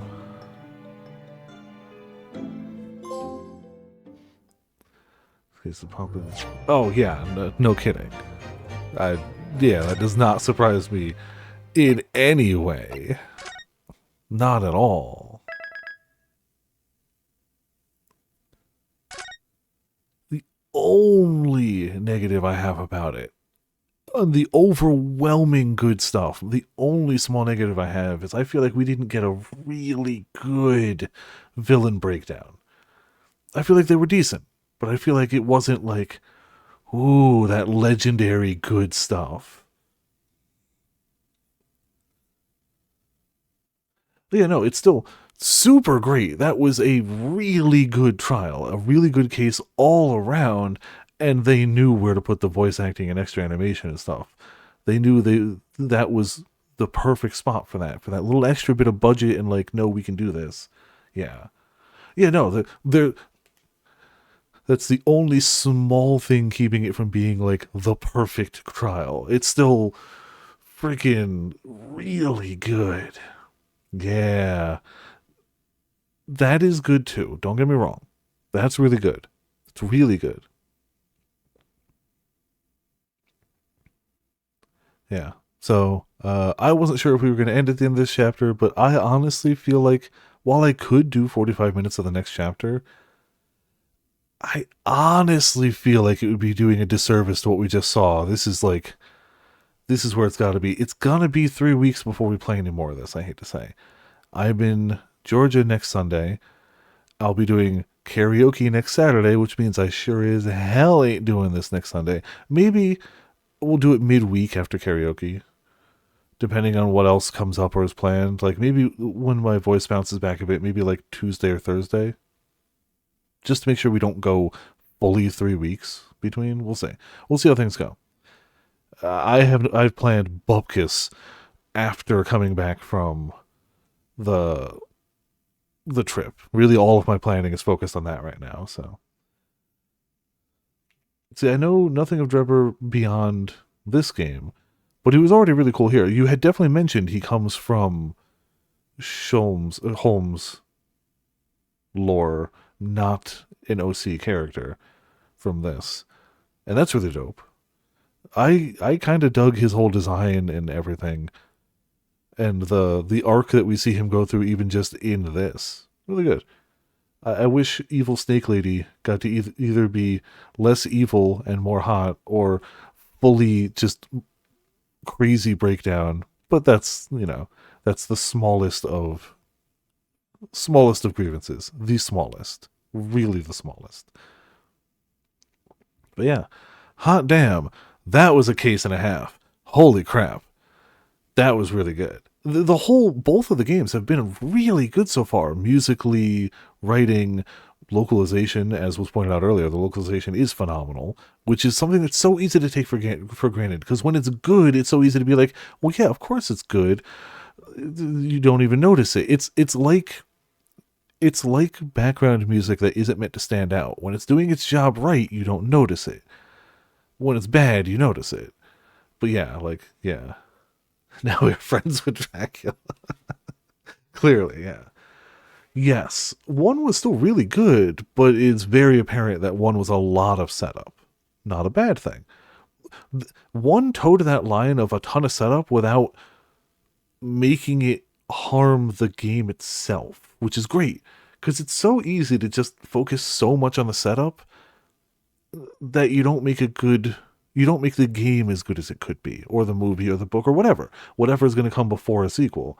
You can focus a little too much on the setup, which can still make that payoff amazing, but it means a lot of people would go like, well, you just got to sit through this one to get to that one, which is not the case here.